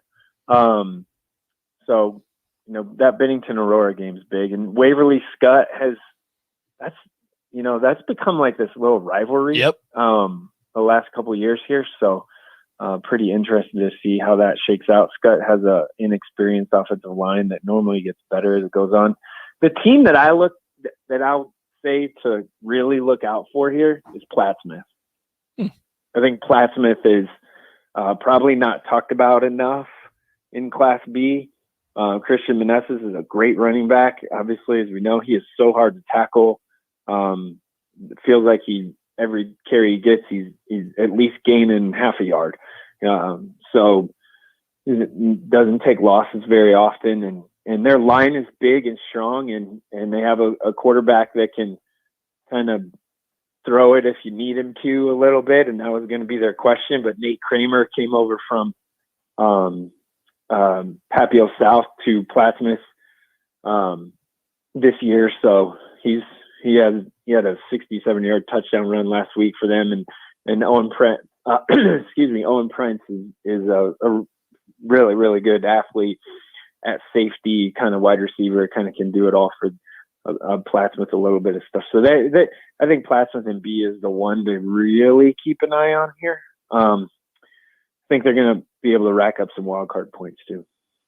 Yeah, they got kind of a bit of a runway schedule up until when they hit Norris and Waverly in the beginning of October for Bob Dezuris' bunch. I got a question for you. You were at the game. I mean, how is this Bell West quarterback situation going to play out? I mean, you have Daniel Kalen, you have his whole situation. They have a returning starter from last year, and it seemed like they used both of them against Omaha Burke. Yeah, they did use both. They'll continue to use both. What is so clearly there isn't a guy that separated himself during fall camp or the summer practices or whatever. What is the funniest part is you look at the statistics from the Burke game, their first game, and they are virtually even, like completion percentages and all that stuff. It's just like, it's the craziest thing. So they started Luke Johansson, the senior who threw for a ton of yards last year and had a pretty good year last year. And then Daniel Kalen came in, and got the next series. So they rotated kind of series in the first half. And then they kind of did the same thing in the second half, of rotating series. How Bellevue West has done it in the past, and they've done this in the past. They've had two kind of even quarterbacks. They just roll out with one. The other guy knows he's going to get a series or two in the first half. They just rotate them, and then whoever the hot hand is in the late third quarter or second half or fourth quarter is the one that they'll roll with. And right now, after fall camp and some, Luke Johansson, the senior, is the one that they're going to start and is the starter. And I can almost guarantee you that if they had a playoff game today and they were making a decision, it would be Luke Johansson as their starter. But just how it kind of has worked out. I mean, he's not a bum, right? Like he had a pretty good junior year last year. So, and Kalen had a nice game, and he's probably honestly more of a game guy than he is a practice guy. So you got to take that into consideration a little bit. And neither one of them are overly mobile either. So there isn't that kind of separator. So with Isaac Trout now having committed to Virginia, does that make Devin Jackson the most interesting uncommitted player currently in the state of Nebraska? So that's question one. And then question two is, were you at all surprised that Virginia was ultimately the team that won out for Isaac Trout? Devin Jackson or Jason Green are the two that they're the two kind of, and Jason doesn't talk a lot. He doesn't say much a lot, publicly, or not on social media a lot. He's kind of quiet kid. I actually wrote something on Jason Green. Was it yesterday, 2 days ago? Which you can find on nebpreps.com for absolutely free. Nice. So anyway, and Jason has kind of narrowed things down ish. He hasn't officially announced the top four, but he's focusing on 4 schools, and one of those is Colorado, where he's visiting starting tomorrow on an official visit.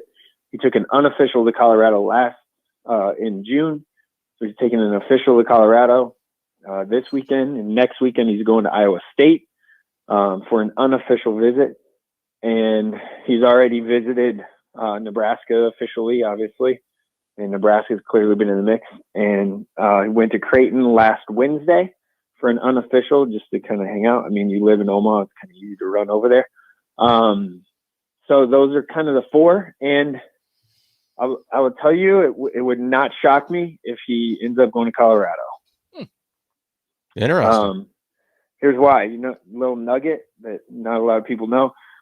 His dad was coached, I guess, if you will, by Rick Ray, who's an assistant at Colorado.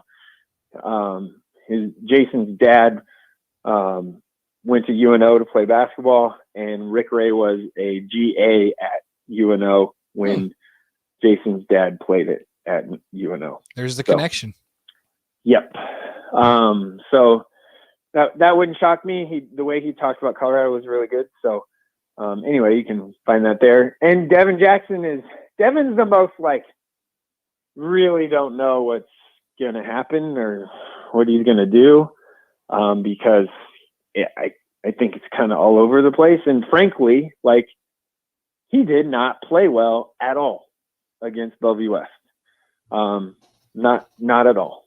And kid's a great kid, great family, all that, but keeping it 100, as the kids say, he did not play well at all. And kind of when they started getting down a little bit, he kind of just took himself out and stuff. So he's going to need to kind of figure that out.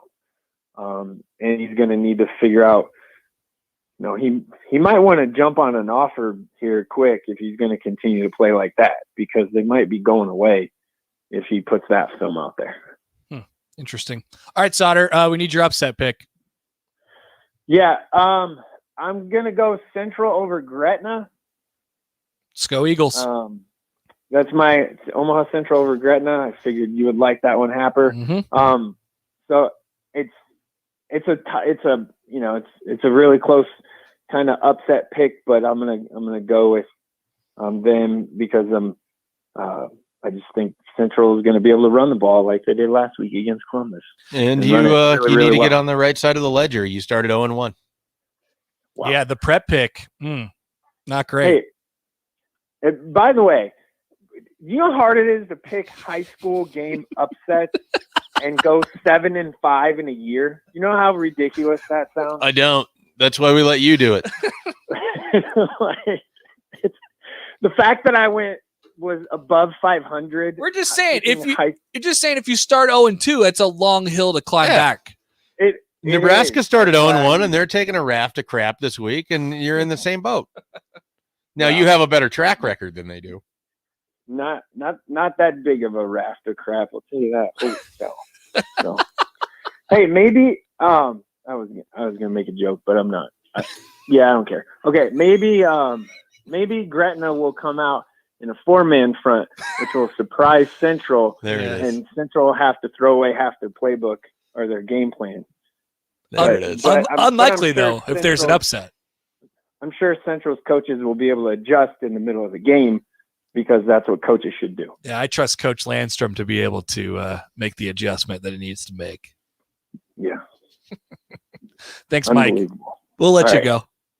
Yeah. Bye. Have a good week. Mike Sauter, NEB Preps. Check out his stuff there. Yeah, he wrote about Jason Green a couple days ago, and it seems mostly regional for him at this point with Nebraska, Creighton, Colorado. I think Iowa State was thrown into that kind of mix as well. So that's one Nebraska basketball has been after for quite some time. And then there's some interesting nuggets there on the local football guys. So a lot of stuff left to play out here. Jason Green is going to be really interesting because it's going to be kind of his first year without St. Thomas, without Hunter Salas. What does that look like for him and for Millard North? It's the Jason Green show. Yeah, now. and he kind of not faded into the background, but Jason Johnson. You didn't really think about him a whole lot because they had all those other options. So that'll be kind of fun. All right. As always, want to hear from you guys on the show. 402-464-5685. Schaefer, we are at an impasse here. I feel like it would behoove us to just go for 5 more minutes. We do this now with regularity. Well, the 9 o'clock thing, because the text bag. Yeah, we just get caught. Why don't up we in just that. plan on that? Okay, going forward. Okay, so the text bag rolls till and then we make a 28 or 4 30. break 10 o'clock hour. Yeah. I'm sorry. That's just No, you don't have to be sorry. We need time for solder. We're running a 3-2-4. All right, so let's just plan on the long chats with solder. A 3-2-4 on Thursday. 3-2-4. We You got know, to. I don't know why we're playing down 2. We got to throw out half our playbook. Do we really have a playbook? Well, we're just out I here got drawing. some stuff that We're out here drawing it up in the dirt almost every single day. Oh, Schaefer. This will be perfect. Couple minutes segment. Here we go. I'm locked in. It's almost pop culture corner. Oh, I was gonna ask. We got to bring that back. G Herbo. Yeah, I don't know who that is. We have to talk about G Herbo. Okay. Are we gonna do that now, or are we gonna do that? No, we're talking about him right now. Okay. What was your first thought when Nebraska announced their concert with G Herbo? Well, I mean, initially I was like, who the hell is G Herbo? And then it was secondly, like, what is G Herbo? Like, is that a thing? Is that just a name? Like, is it an energy drink? Is it a style of which people are going by for their names now in the hip hop industry? Because there was like a run for a while. Everybody where, was Lil. Well, but then everyone was young. Yes. And then you had a lot of babies were in there. Uh-huh. And so I didn't know if like just dropping everything Letters. and just everything was going to be G, and then you put a. There is Polo G. Okay. Yeah. So I had to do some thinking on it, and then I immediately tweeted at you and was like, I don't know who this is, so I'm going to need some help here. So then you said he's bad. So here's the thing. Do you have clips of him? Nick grabbed one yesterday. I'll pull it up. Here's the thing. I also don't know who G Herbo is, and I'm not gonna say that I'm the most plugged in person to rap and pop culture, but I like rap. Like I enjoy it. So if you told me, if you said something about Lil Baby or DaBaby or Saweetie or like all these people who are popular right now, I would know it. Doja Cat. Like I would know all these people. Meg the Stallion. Like I know who Meg the Stallion is. I know who all these people are. But I never have once heard of G Herbo. Yeah. I don't know why I know who Meg the Stallion is, but I don't. She does a lot of like sexually suggestive songs. Her and Doja Cat both do that. I think she's more likely to get retweeted into my timeline, if that makes sense. Meg the Stallion. Yeah. Really? So because I think it was one of those like, who is this? And then it's like, oh, okay. Well, I'm never going to listen to this music. So I never heard of G Herbo. But I looked him up on Spotify. He is apparently extremely popular. His like top song has over 250 million streams on. He has 6.9 million followers on Instagram. Yeah. Right. So I'm like, all right, hold on. How is this just a massive hole in my music knowledge here? I don't really understand it. This song that you're about to hear a clip of features people who I know, which are Juice WRLD, who died. Very sad. There's a couple more people in this that I forgot who were featured on who's featured on this song. And then I listen. Okay, I'm like, I must just be missing something. I listened to a couple of the songs. They're bad. I don't know what so I don't know about G Herbo. Like, I'm very new to the G Herbo thing, but this is like a side, but it goes in the same thing. What are the kids doing now? Why do they like? What is Billie Eilish? Why do the kids? I'm pretty sure that's pop, isn't it? Why do the kids? No, yeah, that's what it is. But like, why did we gravitate to Billie Eilish? Her music is not good. I haven't listened to it. It's not good. I don't know it. Like I feel like people or the kids now like go after this idea that like the people are like really talented or artsy. There's also this really interesting thread of musicians and artists who are now just really sad, and they talk about how sad they are in their songs. Oh God, are they going through their punk phase? Yes, like an emo phase. Yes, this is it. This is the 2021 emo music. So there's going to be some version of a Good Charlotte that's out there. That's what Juice WRLD was. What is Juice WRLD? He talked about how he was depressed all the time. Okay, who is Juice WRLD? He passed away. Why did Juice WRLD pass away? He had an overdose. Oh no. Yes. Oh, naturally, I misspelled Juice World. Juice World. Well, you probably misspelled world. It's WRLD. That was a joke. Yeah. Yeah. You What the spelled hell? juice correctly. Yeah, juice isn't But hard to spell. all these musicians now just talk about how sad they are. Who's G Money? I don't know about G Money either. Because I found a photo of No Limit. So the Instagram name for G Herbo is No Limit Herbo, and he was sitting courtside with No Limit G Money, and I was like, who the hell are these people?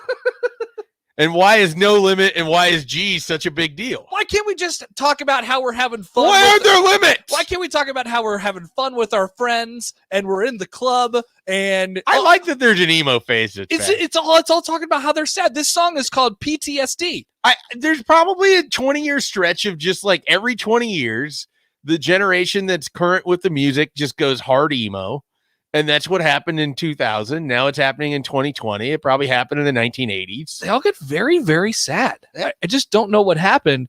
Doug says on Twitter, Connor, it finally happened to you as it happened to us.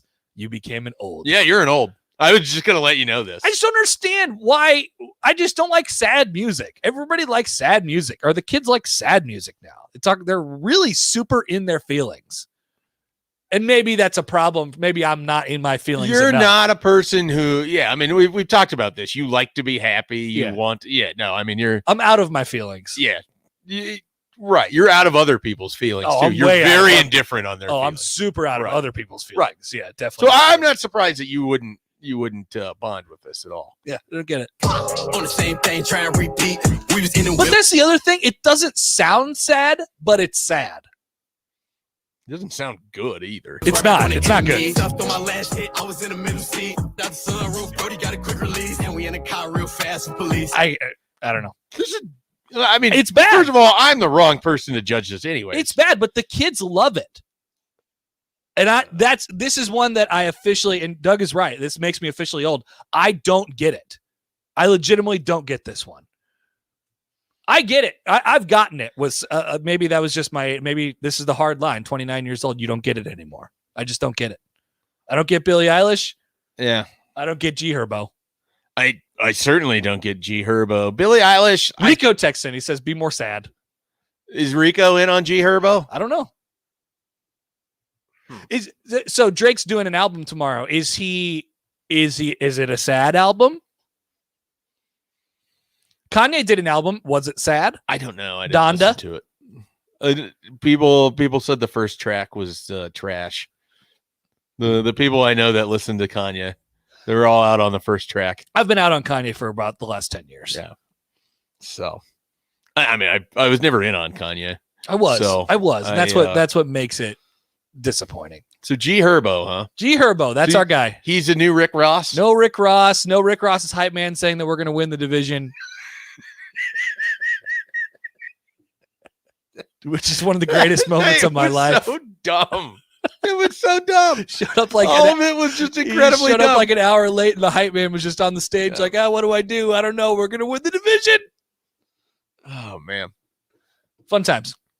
Let's take a break. Yes. Pop Culture Corner with Schaefer, and I guess me now too is over. We'll take a break. More up next on Happer Schaefer. More of Happer and Schaefer is coming your way on 93.7 The Ticket and theticketfm.com. Ready for this?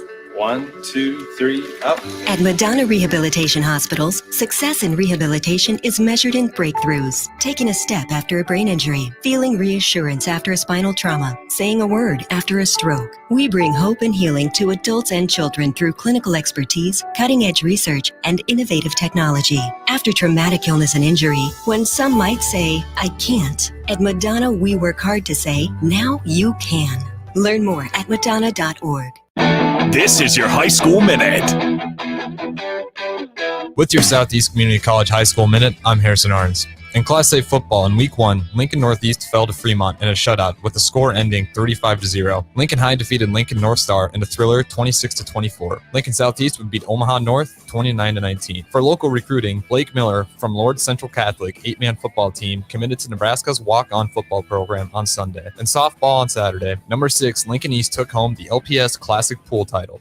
They went 3-0 in their run for the title. They defeated Waverly 6-1, Elkhorn North 11-1, and Omaha Burke 9-7 on their run. To set things up for high school football on Saturday, Lincoln Lutheran will play at Lincoln Christian, Omaha Bryan will play at Lincoln High, Grand Island will play at Lincoln Pius, Lincoln Northeast plays at Lincoln North Star, and Lincoln Southwest will play at Lincoln Southeast. This has been your High School Minute, sponsored by Southeast Community College, with locations in Lincoln, Beatrice, and Milford. Learn more today at southeast.edu. At Koppel, you can shop online for the most affordable crossovers, SUVs, cars, and trucks. They have new Chevrolet and GMC or used inventory, all at your fingertips. Hi, I'm Sean Callahan, and before I got my car at Koppel, I shopped online at koppelcars.com. I found a vehicle I liked, then I drove that money-saving mile to Koppel in Louisville. You should too. It was just minutes from I-80 or at koppelcars.com. Tailgating wasn't just meant for weekends. Join 93.7 The Ticket every Tuesday at Chick-fil-A for Tailgate Tuesdays. Scan your app with any purchase on Tuesdays and you'll be entered to win a tailgate meal for 15 people. That's chicken nuggets, fresh fruit, and iced tea or lemonade. Winners will be contacted each Wednesday, and you can come see Tom and Bach from 11 a.m. to 2 p.m. at the 48th and O location or at South Point each week. It's Tailgate Tuesdays all season long at Chick-fil-A in Lincoln.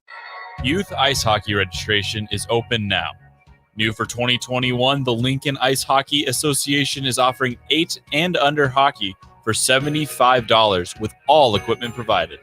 No experience is needed, and the first 8-week season starts in mid-October. To register or for more information, go to lincolnhockey.org.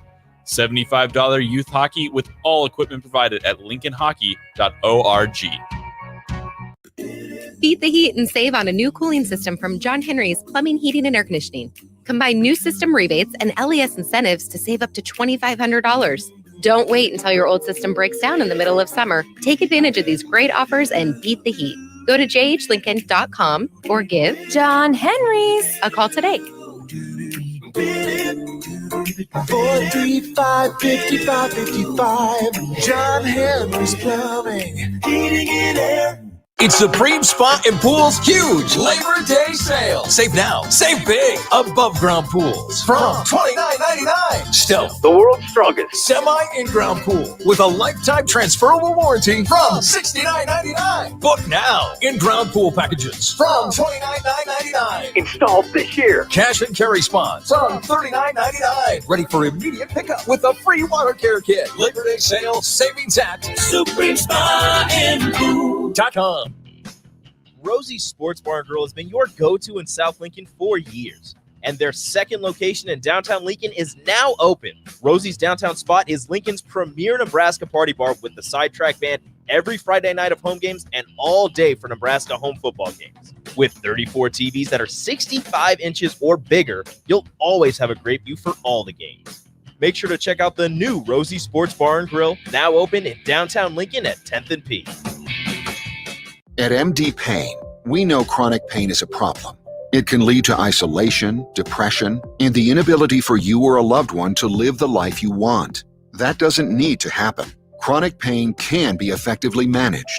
The doctors of MD Pain wrote the book on effective, ethical pain management. Get actual solutions with the most up-to-date, clinically proven treatment options available.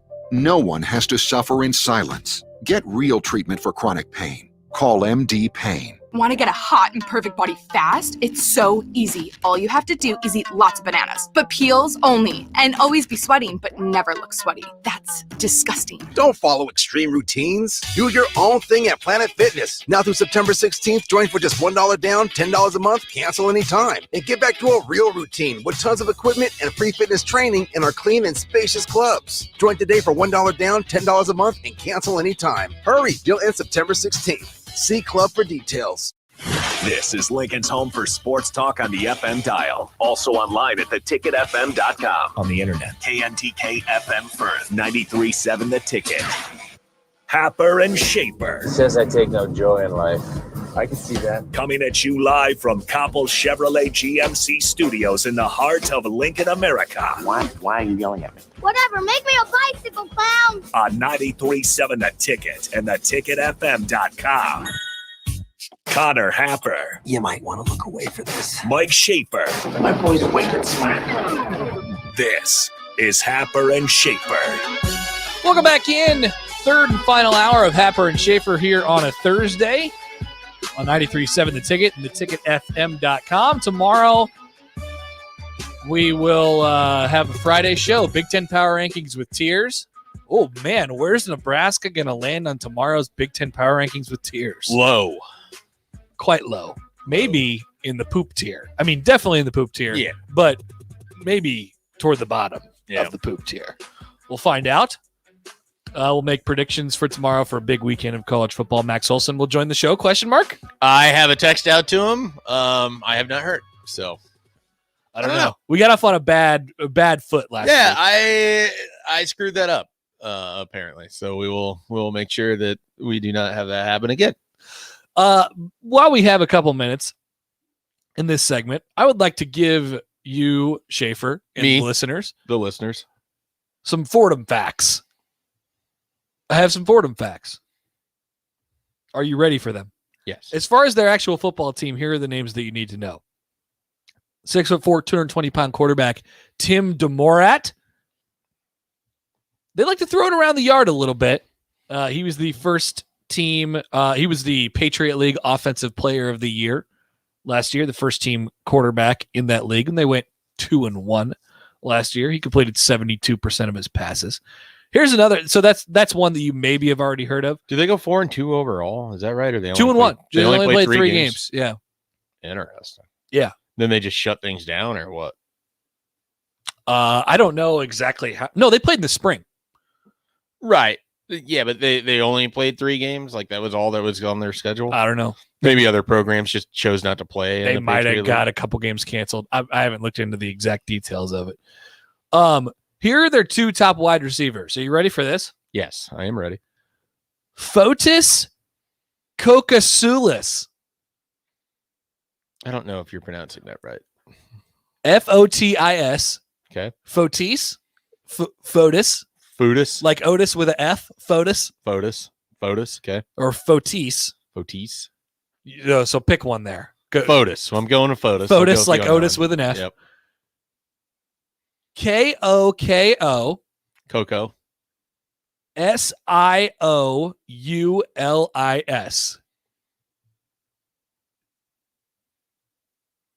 Coco Saluius. Coco Saluius. Salulis. No. Salulis. Coco Siulis. Coco Siulis. Coco Fotis Kokasulis. I don't think Kokasulis is right. Fotis might be. You right. look at it and you tell me what you think. All right, I'm gonna just search Fotis and see what comes up. Though the internet has stopped working on my classic. Yeah, perfect. I don't know. My computer hates the internet in this office. Well, maybe it's not your computer. I mean, it's the connection between the two is alarmingly concerning at times. They're a second wide receiver, a little easier to pronounce, but still a fun name. DeQuise Carter. Okay. Where is Fotis from? I don't know where Fotis is from. Well, you could look up Fotis. I can't. I thought you were looking up Fotis. I can't get the internet to work. I'm just sitting here with Fotis in a search bar. All right. Here he is. Fotis is from Park Ridge, Illinois. He is a transfer from Northern Illinois. There you go. He played his freshman year in 2018, appeared in all 11 games, returned 9 kickoffs for 151 yards, and then transferred to Fordham for 2019, where he was a first team All Patriot League All-Purpose and second team at kick returner. Oh, no. A kick returner. Yep. Scary. So he's been awfully productive, Fotis has been. Some other Fordham facts. They haven't played a Big Ten team since 1941. All right. I know people were wondering about that earlier in the week. Like, what is the actual level of Fordham compared to like your North Dakota State, South Dakota State, even McNeese State. And I made the point earlier in the week that they are far below that. And I think that's true. They have had some good coaches. Joe Moorhead was the coach there for a couple years. I think they had another kind of notable coach before that as well. So little history. This is from their website. The Rams have played 5 schools that are currently in the Big Ten Conference. They have amassed an 11, 14, and 2 mark against those schools, but only 2 of those programs were in the conference at the time of the game. The Rams played Purdue 8 times from 1932 to 1941, going 5-2-1 against the Boilermakers. Indiana once. Fordham won 13-0, and that game was at the Polo Grounds in New York in 1929. Fordham was a big college football program in the 20s, 30s, and 40s before the war. Fordham has also played current Big Ten members Rutgers 14 times with a 5-8-1 record against the Scarlet Knights. Penn State 3 times in the 40s and early 50s. Penn State won all 3 times. And Michigan State losing 19-13 at the Polo Grounds in 1932. Fordham will be playing a Power Conference opponent, a Power 5 opponent, for the first time since 1954. That's incredible. 1954. The last season before the program went on hiatus for 9 years. Nebraska will, of course, send $500,000 Fordham's way. Did you know? Oh, you have more Fordham facts? Well, are you familiar with notable former players of Fordham? Bach had some earlier in the week, but give me the list. Well, the biggest one, the single biggest one, is Vince Lombardi. Vince Lombardi. So everyone else from that, you have guys like Chase Edmonds, John Skelton. They both ended up in the NFL. John Skelton, nice. Patrick Murray, I think, is another NFL player. Yeah. Chase Edmonds, huh? Chase Edmonds, yeah. Really? That's relatively I recent. think he's still starting running back now for the Arizona Cardinals? Yeah. For Bach's Arizona Cardinals. How about that? So Bach is one of 2 people I know that claims the Cardinals as his favorite team, which it feels like is one of the more random teams to end up as your favorite. Definitely. So, yeah, that's basically, I was trying to get a list of their former coaches because like you, I was thinking that there was some notable names in there because I feel like there was someone that came after Joe Moorhead or before Joe Moorhead that also kind of would have been known.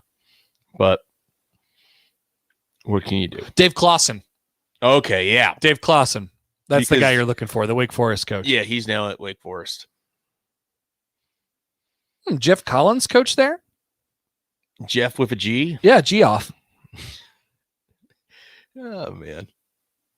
I'm trying to remember the first time I knew that Jeff could be spelled with a G. It's probably the same time that I learned that Sean could be spelled with a C. What? Sean Figgins. Joan? Yeah. Mike Elko? Mike Elko. Mike Elko coached at Fordham. Yeah, there's some good. They've had some good assistants over the years. Yeah, well, we'll see how it. We'll see who they bring in this week, and then we'll find out really in 8 to 10 years. I don't even know when the last time Fordham made the college football playoff for the FCS playoffs. Yeah, I don't think they really historically have come close to that. I mean, maybe they maybe had a run with Moorhead and when he was there in the neighborhood of 12, 13, 14. I was looking back on this over the summer, or when the game got scheduled, I was all about this. I'm like, wow, we have to find out more information about these guys. And then I forgot it all, and now it's game week. Okay, so they made playoff appearances in 2007, 2013, 2014, and 2015. That's with Moorhead. They won Patriot League titles in 2007 and 2014. Each of those seasons, they finished in the top 20 in the FCS rank. It's been pretty rough since then. I think the last full season they had, they went 1-11, something like that. Yeah, that's probably right. Yeah. Fordham facts. All right, let's take a break. We're up next on Happer and Schaefer. You're listening to Happer and Schaefer on 93.7 The Ticket and theticketfm.com. Youth ice hockey registration is open now. New for 2021, the Lincoln Ice Hockey Association is offering 8 and under hockey for $75 with all equipment provided. No experience is needed, and the first 8-week season starts in mid-October. To register or for more information, go to lincolnhockey.org. $75 youth hockey with all equipment provided at lincolnhockey.org. Ready for this? 1, 2, 3, up. At Madonna Rehabilitation Hospitals, success in rehabilitation is measured in breakthroughs. Taking a step after a brain injury, feeling reassurance after a spinal trauma, saying a word after a stroke. We bring hope and healing to adults and children through clinical expertise, cutting-edge research, and innovative technology. After traumatic illness and injury, when some might say, I can't, at Madonna we work hard to say, now you can. Learn more at madonna.org. At MD Pain, we know chronic pain is a problem. It can lead to isolation, depression, and the inability for you or a loved one to live the life you want. That doesn't need to happen. Chronic pain can be effectively managed. The doctors of MD Pain wrote the book on effective, ethical pain management. Get actual solutions with the most up-to-date, clinically proven treatment options available. No one has to suffer in silence. Get real treatment for chronic pain. Call MD Pain. Beat the heat and save on a new cooling system from John Henry's Plumbing, Heating, and Air Conditioning. Combine new system rebates and LES incentives to save up to $2,500. Don't wait until your old system breaks down in the middle of summer. Take advantage of these great offers and beat the heat. Go to jhlincoln.com or give John Henry's a call today.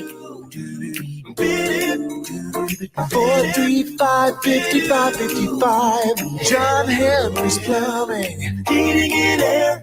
My part-time service in the Army National Guard makes it possible for me to be more for the community I call home. I'm a better neighbor because my service has taught me how important it is to be a team player. My training helps me in my classes when I give attention to detail to the task at hand. My service in the Army National Guard allows me to keep my country safe from threats. Learn more about how you too can live and serve part-time by visiting NationalGuard.com. Sponsored by the Nebraska Army National Guard. Aired by the Nebraska Broadcasters Association at this station. T.O. Haas, Tire and Auto. T.O. Haas Tire reminds you there's still plenty of summer left for one more long weekend, one more day in the sun, or one more getaway drive down your favorite road to enjoy one last stretch of summer. And we're here to help with up to $100 back on a new set of Michelin tires, including the all-new Cross Climate 2. T.O. Haas, Tire and Auto, a tradition of trust.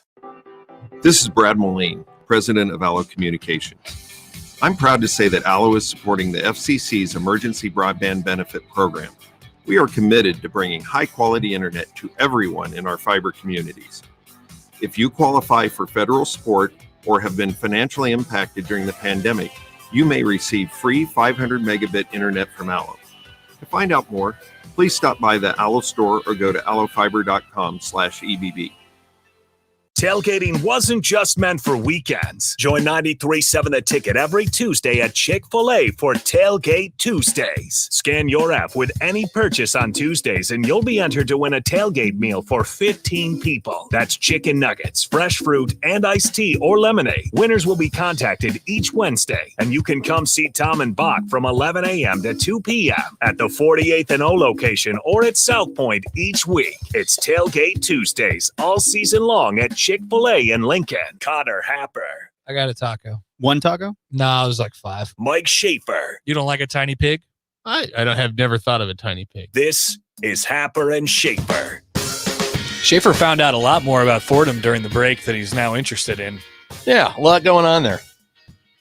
The Los Angeles Rams owe their name to Fordham because they, at one point in time, were a startup football team called the Cleveland Rams. The name Rams was in honor of Fordham. I'm not sure why.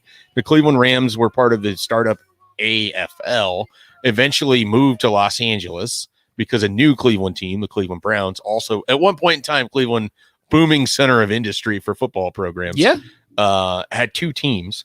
And then the Cleveland Rams moved to Los Angeles, which then the Los Angeles Rams moved to St. Louis, but now have since moved back to Los Angeles. And that, well, they're historically that piece of their football program, the 7 blocks of granite, the legend. Nebraska has the pipeline. This is the 7 blocks of granite of Fordham. The Fordham's offensive line. Frank Leahy was their offensive line coach. and they were just known for bowling over people. And so that 1929 team, which is where the 7 blocks of granite originated, was retroactively declared a national champion through mathematical systems, including University of Tennessee physics professor Soren Sorensen. Wow. Who used mathematical formulas as well. And there's a debate between Notre Dame and Fordham for that 1929 title. How about that? So Soren Sorensen. I'm sure we should start calling Jake Sorensen. Yeah. We used to call him Snorensen for some reason. He was like sleepy or something. And we He called used him- to take naps like every day, and now he gets mad anytime I accuse him of having taken What? a nap. No, I've been working. Yeah, exactly. No, it's 100% that. Snorensen. That's what we're going with. Okay, here's a question for you, Schaefer, and also for you guys on the phones or on the text line 402-464-5685. Do you think that we will find out or get a closer hint to who Nebraska's 2022 quarterback is on Saturday? Oh man. All right. So there's a lot that goes into this question. Camps will begin to develop, right? I think they already kind of have, which is fun because those guys have not really played. No, not played at all. Right. They have But played zero. The only time you would have seen them would have been the spring game. Correct. Or based on what you have heard. The one spring game. Yes. So my initial answer to this is that if I had to place money on who the 2022 quarterback, You got to check the board over there. I would put my money on a incoming transfer. I would too. I mean, that's where the bulk of it would go. I would too. And then if I had to pick between what is on the roster, I would probably slide money over to the Heinrich Harburg side.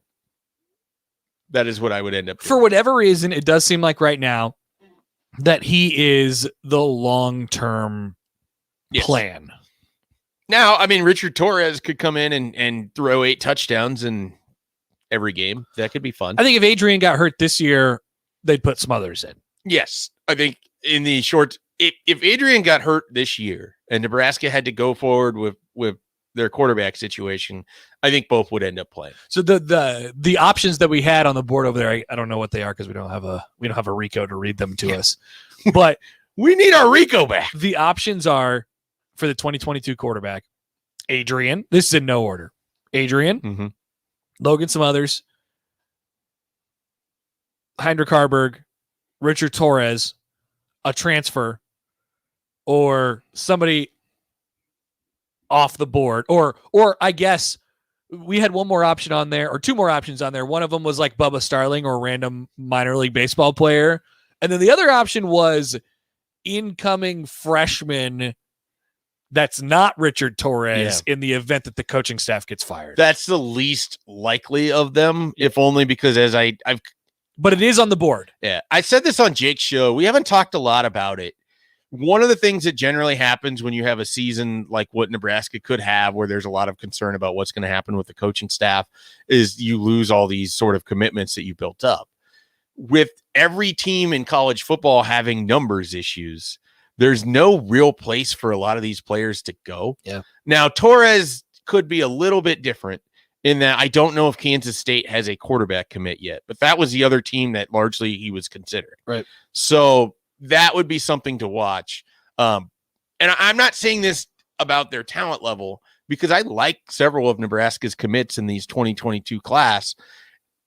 There's just not a lot of them that have other options because there's not a lot of recruits that have options. What Mike Slaughter said about Devin Jackson is really true. Take the spot. Because if he doesn't have a good senior film after 4 games, whatever spots he has available are going to dwindle. That's right. And there's not a lot of teams that are looking for 2022 players right now. Yeah. And so you have to be kind of smart about this. I mean, Alan True went on the recruiting hour. There's a lot of small classes. Yeah. And there's a lot of guys who just, took the offers that were handed to them early. And frankly, some coaches are like, I'd rather, you might be good, but there's a chance I could get you in the transfer portal in 2 years anyways. I'm going to look for something else. Yeah. And so it's kind of a weird time for high school football recruiting. I think on the 2022 quarterback thing. Now we'll see on Saturday. I think the answer to the question is I don't think we find out the answer to it, like who the 2022 quarterback is. But I do think we get more evidence. At the very least, you get to see Smothers and Harburg in a game against a non-Nebraska opponent. I think so. I think so anyway. If you don't, we got a bigger problem on our hands. There's a lot happening. But as of right now, just my sense on those two in particular is that Smothers is more ready to go into a game right now, but more limited in what he can do as far as the offense is concerned. He's almost the Luke McCaffrey to Adrian Martinez, which isn't bad. You can find a way to win games with him as long as you're not like this is the undercurrent to the whole Luke thing last year. Like the aftermath leaves us saying, well, Luke wasn't going to be a Power 5 quarterback. And that may be true, but they put him in horrible positions. Why was he throwing all the time against against Illinois last year? Why was that happening? Because after the very first play, they were on defense. How could you allow him to throw 3 picks in that game? Yeah. You know what I mean? Like he's the running quarterback. So use him as the running quarterback. The argument they would have to that is game flow dictated that they had to throw. Well, then put back in Adrian. The same argument that they made. Yeah, no, right. I'm with you. I'm just saying, like that's when you ask that question, you can sort of already assume what the answer is going to be because they were trailing. Yep. As they are far too often. No doubt. Which then disrupts their game flow. But let's not forget about that piece of it. Like part of the reason, I mean, to their point, that is part of the reason that they haven't been able to develop any other quarterbacks or any quarterbacks at this point, because game flow has been game script has been so horrible for them. To the larger quarterbacks are constantly put in horrible positions. Right. To the larger point, it just means that they have done a worse job than necessary in building out their running game. So you don't have to rely on just the quarterback throwing all the time, because if your quarterback has a good running game to work off of, Luke McCaffrey is more dangerous. Yep. Logan Smothers would be more dangerous. Adrian Martinez, way more dangerous if there's a running game to worry about. Yeah. Do you remember? I know that's just shocking revelation for the game of football. But one of the more options is better than less options. Like there's a handful of these, but one of the best Nebraska quarterback moments plus 2018, like the best a Nebraska quarterback has looked, was 2018 or 2019 Indiana with Noah Vedral, and they were up 14-3 in that game. But you also had Noah had his own fumble issues, right? But there was a moment there where the game script was on their side. No, that's the last time the offense looked like it was supposed to. Yeah, they were up tempo. They were moving the ball on Indiana. Maybe first drive Ohio State 2020 with Luke at running back and 47 of those yards coming on a toss play to your quarterback, your eventual quarterback. Right. That Indiana. I tweeted game, out after that. This is what we signed up for. On offense, and Baz I'm going to go back and look at that. Baz always makes fun of me for that tweet, which rightfully so at this point. Baz is he's like a Twitter sniper. He is. He just hangs out on tall buildings and waits for unsuspecting people to have their hands full and they can't protect themselves, and then he just drills them. He has like an album of just bad pictures of me, I think. Well, and then the other thing is, not only does he drill them, then he stands over and dances on their lifeless body, and then he runs back out. That's right. It's almost incredible. I've watched him do it to many people, including including myself. Oh yeah. There's been times where it's just like you're humming along, your day is fine, and all of a sudden you've just been blown up by Bassett. And it sounds like a new podcast. Blown up by Basnet. I mean, we'll put it on the idea. Put it on the idea board. It takes a little bit to recover from it, because it's like the barbs are sharp. Like he doesn't take prisoners. Like absolutely not. He's General Sherman going into the South and lighting everything on fire. Who's the first one that we see on Saturday? It'll be Logan Smothers. I would agree. Yeah. So, do we see Heinrich Harburg? Yes, you will. He'll be on the sidelines. Yeah. Do we see him in a game? Yes. He will hold a snap for a kick. No, he'll run a play as a quarterback. I do believe that. I think that he will get 2 series. I think that Smothers will get 4 series. He strikes me as being still, even with all the hype from the spring, he still strikes me as being quite far away from being ready to go mean, into a game. Maybe not against Fordham. The sort of scary thing is, because Nebraska's really only had 1.5 people play quarterback over 4 years, is that that's not fair. Well, I mean, so you're talking about a half a person adds up to be Andrew Bunch, Noah Vedral, and Luke McCaffrey? That's like, okay, so over 3 seasons, that would be 30-some games, right? 33 games. And 5 of them were started or played by someone that wasn't Adrian Martinez? Yeah. So I'm not like, it's largely one guy. So it's not like trying to minimize what the other people could do. Yeah. It's just more so that I can't really say 2 little spurts because it's just such brief little flashes. Yeah. It was more that, but I understood why it was funny. It sounds funny. I also knew what I was doing when I said it. Yeah. So, but some of the angst would come from that you've had 1.5 guys or 1.5 real quarterback situations here.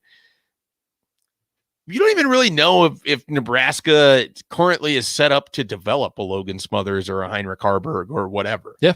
We really don't know that. There's a lot to find out in that category. That's for sure. That's also another thing that's behind the curtain for the 2022 season. Jesse says, I may have missed part of the conversation, but what's going to happen to Adrian? I thought he still had a year of eligibility. I think we're both under the impression that this is the last dance for Adrian. I mean, at Nebraska. I have never felt like there's a real chance he comes back in 2022. It just feels like either way, whatever happens this season, it's going to create a really soft landing for whatever kind of happens, whether it's good or bad for him. I wasn't sure he was coming back for 2021. It'll be a natural stopping point for his career at Nebraska, whether it's going to the next level, or I do think he could transfer somewhere else. I think that's the most likely scenario is that Adrian Martinez is a college quarterback for someone else. So we'll see. We'll take a break here. More from you guys on the text line, and more from us up next.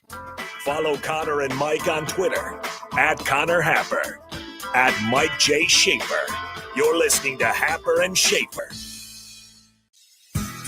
Tractor Supply Distribution Center in Waverly is now hiring for all shifts. They're a 24/7 facility and a clean environment to work in. There's potential to earn up to $25.25 per hour with opportunities for overtime. They also offer a retention bonus as new team members are eligible for a bonus as high as $1,000. Come be a part of the Tractor Supply team. Apply today at www.tractorsupply.jobs. Early break with Sip and Jake. I wanted to see a team that was pissed, that was urgent, and I saw that from the get-go from the defense. Man, they look good. The defense was getting in the backfield right away. Those first couple drives, oh my gosh. Man. And then it just stopped. I said, this can't be a couple drives. It's got to be a full 60 minutes. If you are going to tell me, Cam Taylor-Britt, on Monday that this is your Super Bowl for the year, I better see 60 minutes of hell out there.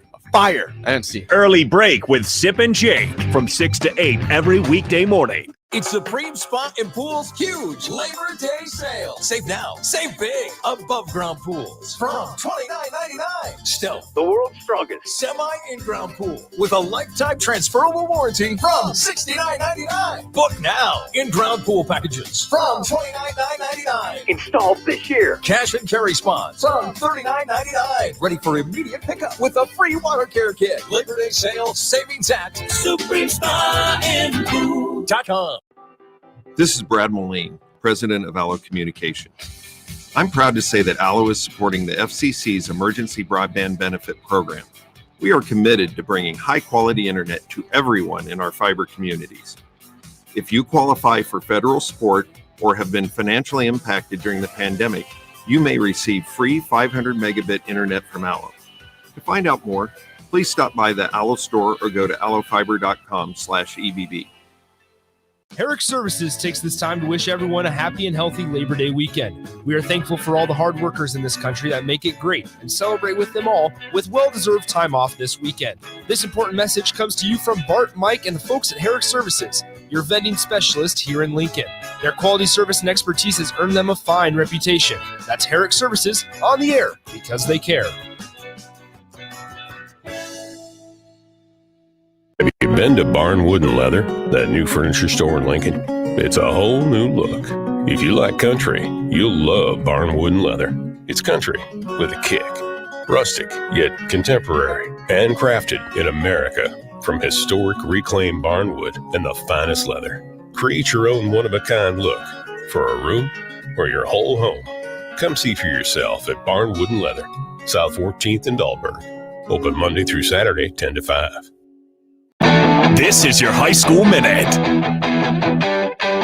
With your Southeast Community College High School Minute, I'm Harrison Arns. In Class A football in Week 1, Lincoln Northeast fell to Fremont in a shutout with the score ending 35-0. Lincoln High defeated Lincoln North Star in a thriller 26-24. Lincoln Southeast would beat Omaha North 29-19. For local recruiting, Blake Miller from Lord Central Catholic 8-man football team committed to Nebraska's walk-on football program on Sunday. In softball on Saturday, number 6 Lincoln East took home the LPS Classic Pool title.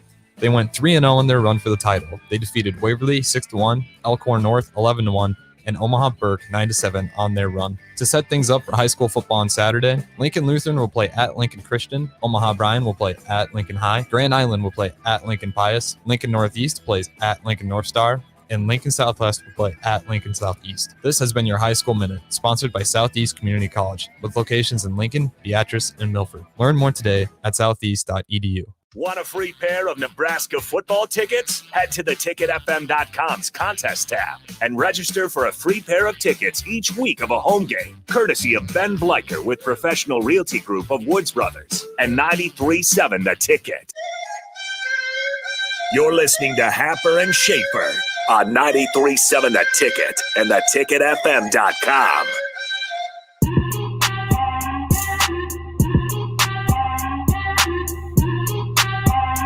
Like a very random side story that's spurred on by Facebook memories right now. Yeah, sure. Okay. 2017. It's like my second year of basically having Slider for a football season. I bought a plush football.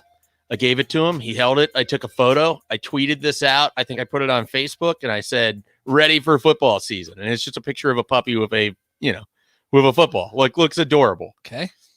Think nothing of it. Come to find out, some LSU fan took the photo of my dog, was posting on various like Reddit forums and other places that this was his dog, and was trying to get like Barstool and other people to put him in their like in their rundowns or whatever it is that they have. And then Nebraska fans who had seen me post this photo were going back and forth that no, this is not your dog. This is Mike Schaefer's dog. And I got alerted to this, that Slider was part of an internet controversy, and some random LSU fan was going on boards like trying to claim that Slider was his dog. What? And scoring internet points. And I completely forget about this every year until I see the photo of him with the football. This is amazing. Yeah, I know. It's incredible. It absolutely, every time I rethink about it, I think this is the dumbest thing that's ever happened to me on the internet. Why would the person, where did the person come from, and why did they think that it was their dog? Well, I don't think that they think that it's their dog. They just wanted their account to appear on like these like Barstool things and these, like they got trolled. They wanted internet credit for something that wasn't theirs. Wow. Yeah. So I always wait. So they weren't saying they took the photo. Like they took the photo from my tweet. Yes. And then they would repost it. Yeah. Claiming that it was their dog ready for the season. Go Tigers. Got you. So they were they would send it out to like, they were not saying that you stole their dog. No. Okay. They weren't saying that. Okay. They were using the They photo. were just taking the photo for clout. Acting like it was their dog, trying to get like Barstool to retweet it, trying to like they put it on the college football Reddit thing. What in the hell? Nebraska fans were like, no, that's not your dog. Like, I know I have the photo somewhere. It might be on an old phone, but I have like this picture of people like, that's not your dog. I know whose dog that is. This is amazing. You're a fraud. Yeah. And someone like linked me in the tweet to this guy who tweeted it at like Barstool or the Big Cat person. And it's Big Cat person. It's incredible. Like I always forget about this until I see that photo and it jogs my memory. I had not heard that story before. But the best part was it's like they changed the name and they're like, whatever the name of the dog was, it's ready for the football season, and then hashtag Go Tigers. Tigers. And it just kills me. It just kills me. Why did they pick your dog? Well, it's a good photo of a dog in front of a fireplace with a football. Look at him. He looks like a good boy. He does look like a good boy. It's a good picture. Yeah, but it's so great. And there would be nothing about the picture of Slider that would tell you that that dog was in Nebraska. And no. That dog's actually a Nebraska fan, not an LSU fan. I don't think he has a favorite team. Oh, really? Yeah. He's neutral? I just don't think he cares that much. To be honest, it's probably Maryland, Baltimore County. That's one thing the Retrievers. We never the dogs just become the fans of whatever team the owner likes. We never asked the dog, specifically in this case where there's some debate on whether he's an LSU fan or just a generic football fan. We never cared to ask Slider. He will occasionally go into his box of toys and pull out this raggedy Vikings football and carry that around. But I don't think that he actually likes the Vikings. He's just a football fan. Yeah. He's a football purist. He just likes to carry stuff from room to room. A lot of times it doesn't matter what the item is. So Slider will never know. Did you tell him that he was a part of an internet controversy and that you had to fight for his kind of reputation? I tried to explain it to him, but it's difficult to explain to a dog that he had been misrepresented online, because then you have to explain what the internet is to a dog. And it's not like he has any computer knowledge whatsoever. Then you're trying to explain to him who Big Cat is or what a subreddit is. And I mean, quite frankly, I'm near out of my element with these things. And so you're trying to do it with a 2-year-old golden retriever, and he just has no idea. Just go up to him, give him a good pet, say, Slider, somebody tried to virtually steal you today. Yeah, it was a virtual kidnapping. But I didn't let it happen. Let's see if I can find the tweet. And you know what? Husker Nation didn't let it happen. Yeah, that's the other thing. Some really great Nebraska fans just know who Slider is, and they made sure that Nebraska was getting the credit. But Blanket says, I think Slider probably feels objectified about the UMBC mascot and is not likely a Terriers fan. Terriers? Retrievers. It says Terriers, but yeah, it's supposed to be Retrievers. I would assume that he is a Retrievers fan, but quite frankly, I don't know that he likes sports, because when sports are on, there is some yelling that's involved with it, and he doesn't like yelling. I know this. He is not a Cleveland baseball fan. I know that to be true. There's many examples of it. Maybe the last 2 nights. Yeah, his experience with the Vikings is when the Stephon Diggs miracle touchdown happened. Oh, no. He was scooped up and tossed in the air by me. And he did not like that either, because he was sleeping and minding his own business. So he hates. And my response to this miracle touchdown was to yell, grab my dog, and throw him in the air, catch him, set him down. He ran out of the room. So he doesn't like when good things happen to your team. He doesn't like noise. He doesn't know what's happening. I'm going to find this tweet. Mike Schaefer. Could you find, because this is really intriguing to me now. Is there something about dog? Something about dog? I'm gonna do an advanced search of my own Twitter account with kidnapped, because I think I would have made a joke about that, but no, I mean it's got to be somewhere on Twitter. The problem is I have 90,000 tweets, so you're gonna have to have the right keyword search. Yeah, there's only 4 tweets that come up under at Mike J. Schaefer kidnapped. Are any of them good? You tweeted at Sipple and Jake and said, I am indeed going to Cracker Barrel. Can report back. And then someone responded, Cracker Barrel? Have you been kidnapped by a wild pack of olds? Okay. Do you know what that stems from? No. Okay. Sipple, one Thursday, because I've been coming in for years now on Thursday. One Thursday near Christmas time, Sipple was trying to convince Jake and I that the place to go to shop for your family for Christmas is either the general store part of Cracker Barrel or you go to a truck stop. Okay. Yeah. This is a very serious take. I know if Jake's listening, he'll be able to back this up. He very much was trying to tell us that the quality of stuff that you can buy at a Cracker Barrel general store is high quality, which very much not. And B, you can also just go to, and my watch is talking to me. Yeah, it's listening to you can also go to a general store or to a truck stop and get all of your family's needs there for Christmas as well. Jake will confirm. Yeah, that's a sad confirmation. He lives at a truck stop gas station. This is a yearly Well, thing. this is what I found out all about his whole shoemaker's lifestyle. Yeah. No, he's true to it. He'll go to Shoemaker's on West O Street, and then he'll go to Cracker Barrel, and that's where he shops for Christmas. He just buys all of his gifts out there. So I asked him like what he would get his, he has a couple brothers. Like, what would you get one of your brothers from a truck stop or from Cracker Barrel? And then he's like, well, I'd probably get a heavy duty flashlight. You could always use a heavy duty flashlight. No, you're right. I like to keep a flashlight in my car.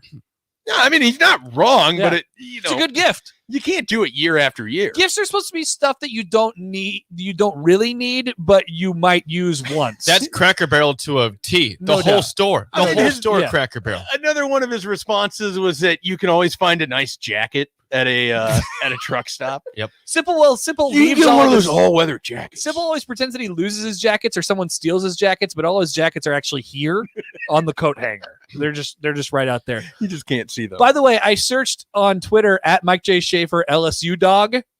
You find it? And we got a couple hits here. We got a couple hits.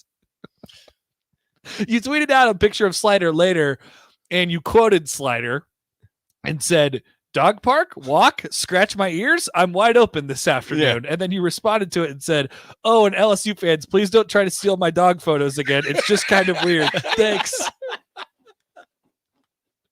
Someone responded to that and wanted the backstory, and you said, "This month, the guy used my picture of my dog from earlier to tweet at Barstool Sports and tell them that his dog was excited for the LSU game." This is incredible. And there was other. So I gotta find this because I know that there's like a Reddit part of this too.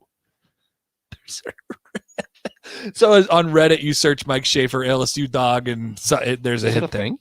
I don't know. We got to take a break though because we cannot go over on this one. So we'll take our final timeout. More up next on Happer Schaefer. More of Happer and Schaefer is coming your way on 93.7 The Ticket and theticketfm.com. Herrick Services takes this time to wish everyone a happy and healthy Labor Day weekend. We are thankful for all the hard workers in this country that make it great and celebrate with them all with well-deserved time off this weekend. This important message comes to you from Bart, Mike, and the folks at Herrick Services, your vending specialist here in Lincoln. Their quality service and expertise has earned them a fine reputation. That's Herrick Services on the air because they care. T.O. Haas Tire and Auto. T.O. Haas Tire reminds you there's still plenty of summer left for one more long weekend, one more day in the sun, or one more getaway drive down your favorite road to enjoy one last stretch of summer. And we're here to help with up to $100 back on a new set of Michelin tires, including the all-new Cross Climate 2. T.O. Haas Tire and Auto. A tradition of trust. Youth ice hockey registration is open now. New for 2021, the Lincoln Ice Hockey Association is offering 8 and under hockey for $75 with all equipment provided. No experience is needed, and the first 8-week season starts in mid-October. To register or for more information, go to lincolnhockey.org. $75 youth hockey with all equipment provided at lincolnhockey.org. Want a free pair of Nebraska football tickets? Head to theticketfm.com's contest tab and register for a free pair of tickets each week of a home game, courtesy of Ben Bleicher with Professional Realty Group of Woods Brothers and 93.7 The Ticket. Tractor Supply Distribution Center in Waverly is now hiring for all shifts. They're a 24/7 facility and a clean environment to work in. There's potential to earn up to $25.25 per hour with opportunities for overtime. They also offer a retention bonus as new team members are eligible for a bonus as high as $1,000.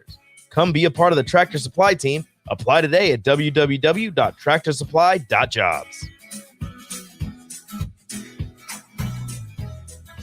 93.7 The Ticket, Fox, KFXL weather. Sponsored by Security First Bank, a relationship you can count on. Partly cloudy skies expected for much of the day with a high temp of around 83. We will see a chance of scattered thunderstorms by this afternoon. A better chance of storms will move in this evening into tonight with a low down to around 67. Maybe some lingering showers and storms tomorrow morning, then clearing with a high of 79. I'm meteorologist Tim Wright for 93.7 The Ticket and theticketfm.com. Uncle Tim, some friends and I are getting together this weekend. can you buy us some alcohol? I don't think that's a good idea. Come on, it'll be low-key. My friends always say you're cooler than other adults. Oh, well, all right. But don't let your mother find out and don't get caught.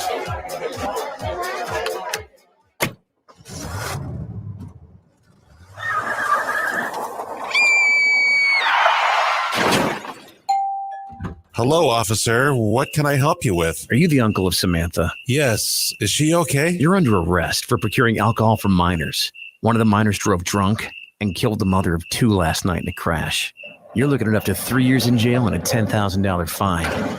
Don't make the same mistake he did. We need you to be the responsible adult. Underage drinking, adult consequences. There's no free ride if you provide. Learn more at projectextramile.org. Sponsored by Region 6, Nebraska DHHS, and SAMHSA. Aired with the Nebraska Broadcasters Association at this station. Connor Happer. Mike Schaefer. You know what goes great with major sports moments and or Creighton meltdowns? Coors. This is Happer and Schaefer.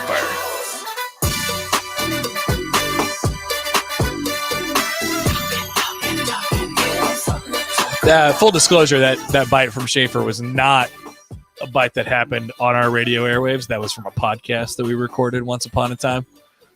Creighton was melting down. It was against Marquette. I was watching it. They had like 6 points scored on them in the last 10 seconds of the game. And Schaefer was just sitting here laughing at my pain. And that's what he does. It is true. It's fine. Hey, how about this report from Max Olson just now? Oh, he can't text me back, but he can report things? Well, that probably has something to do with each other, with it there. Big 12 expansion talks focused on BYU, UCF, Cincinnati, and Houston, according to sources. Okay. The Big 12 continues to engage in serious discussions about future expansion with a current preference of adding 4 new members. BYU, UCF, Cincinnati, and Houston are the 4 schools that have been the most seriously discussed and are considered the leading contenders. The Athletic previously reported that the Big 12 was seriously looking at BYU individually. Here's a question. Why wouldn't you go get North Dakota State? Like, if you're going to go get a team, I understand Houston is right there in your footprint. Cincinnati is not. BYU is not. UCF is not. So it's not a geographical thing. So we can throw that argument out. Yeah. Like, if you want a brand, it's not terrible. The Big 12 is positioned so you can there's access to anywhere. Sure. Yeah. If you want a brand, North Dakota State's a bigger brand than all of those schools except for BYU. Do you think North Dakota State would go for it? I don't know, but I think that they would be interested because what do they have left to do? They don't have anything left to do, but there is something to being the king best of the yeah. I mean, what would be interesting would any of the other Missouri Valley teams, because that's the best conference in the FCS. I mean, would any of those other teams also receive an invite? It's probably no. So then North Dakota State would kind of be blowing up its relationship with that. At the same time, you would move all of your sports into the Big 12. So it wouldn't matter. I think if I was a Big 12 member... Gosh, I don't know. They'd be at a serious recruiting disadvantage in the Big 12. Yeah, probably.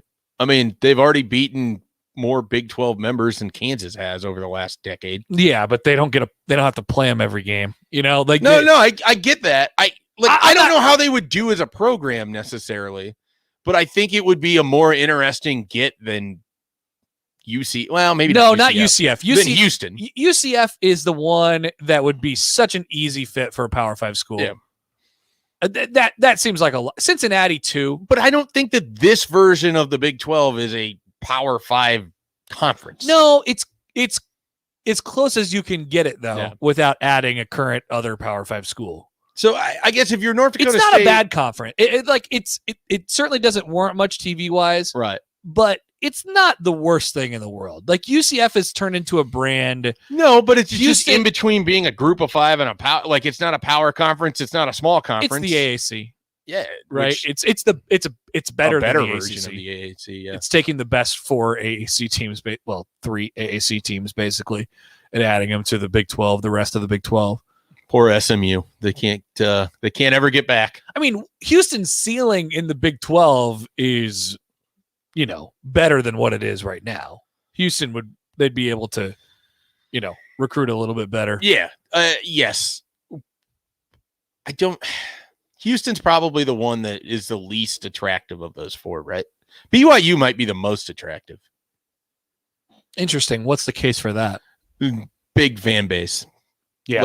And definitely big fan base. The market that cares and sort of a history behind it. Like UCF is important because it unlocks Florida to a degree. Yeah. No one cares that much about UCF. Like, they have their diehards. They don't have a big fan base. No. They're not going to bring you TV revenue. But if they keep winning like this, they're interesting. Yeah. Like I misspoke when I said what I did about that. But like I think BYU is the big draw of those four. Cincinnati also interests me to a degree, but it's also, if they lose Luke Fickell, what are they exactly? Yeah. Well, it's been they've been a hotbed of good coaches. Yes, I mean, no doubt. they absolutely have. So we'll see kind of how that plays out. I don't feel like that does enough to rise to a level where I'm going to care about the Big 12. It doesn't, but I'm more so thinking about it from the perspective of, it's really great for those top level group of 5 schools that get to kind of, I don't know if moving into that next level would be all that advantageous for them. It would certainly help recruiting, I think, a little bit because of the opponents that you get to play. But then there also leaves the question of, like, if the Big 12 gets left out of this alliance, like it seems like they're going to, then where's the scheduling come in? Where's the TV money coming from? Like, all that's like, it's not advantageous for UCF to jump ship from the ACC right now to the Big 12 unless there's some sort of guarantees that gets them in better position to have games with other Power 5 opponents. You know what I mean? Yeah. Like, that's why you do it. That's why you make the move. And I don't know if it does that. I'm not sure if it does that. It doesn't for me.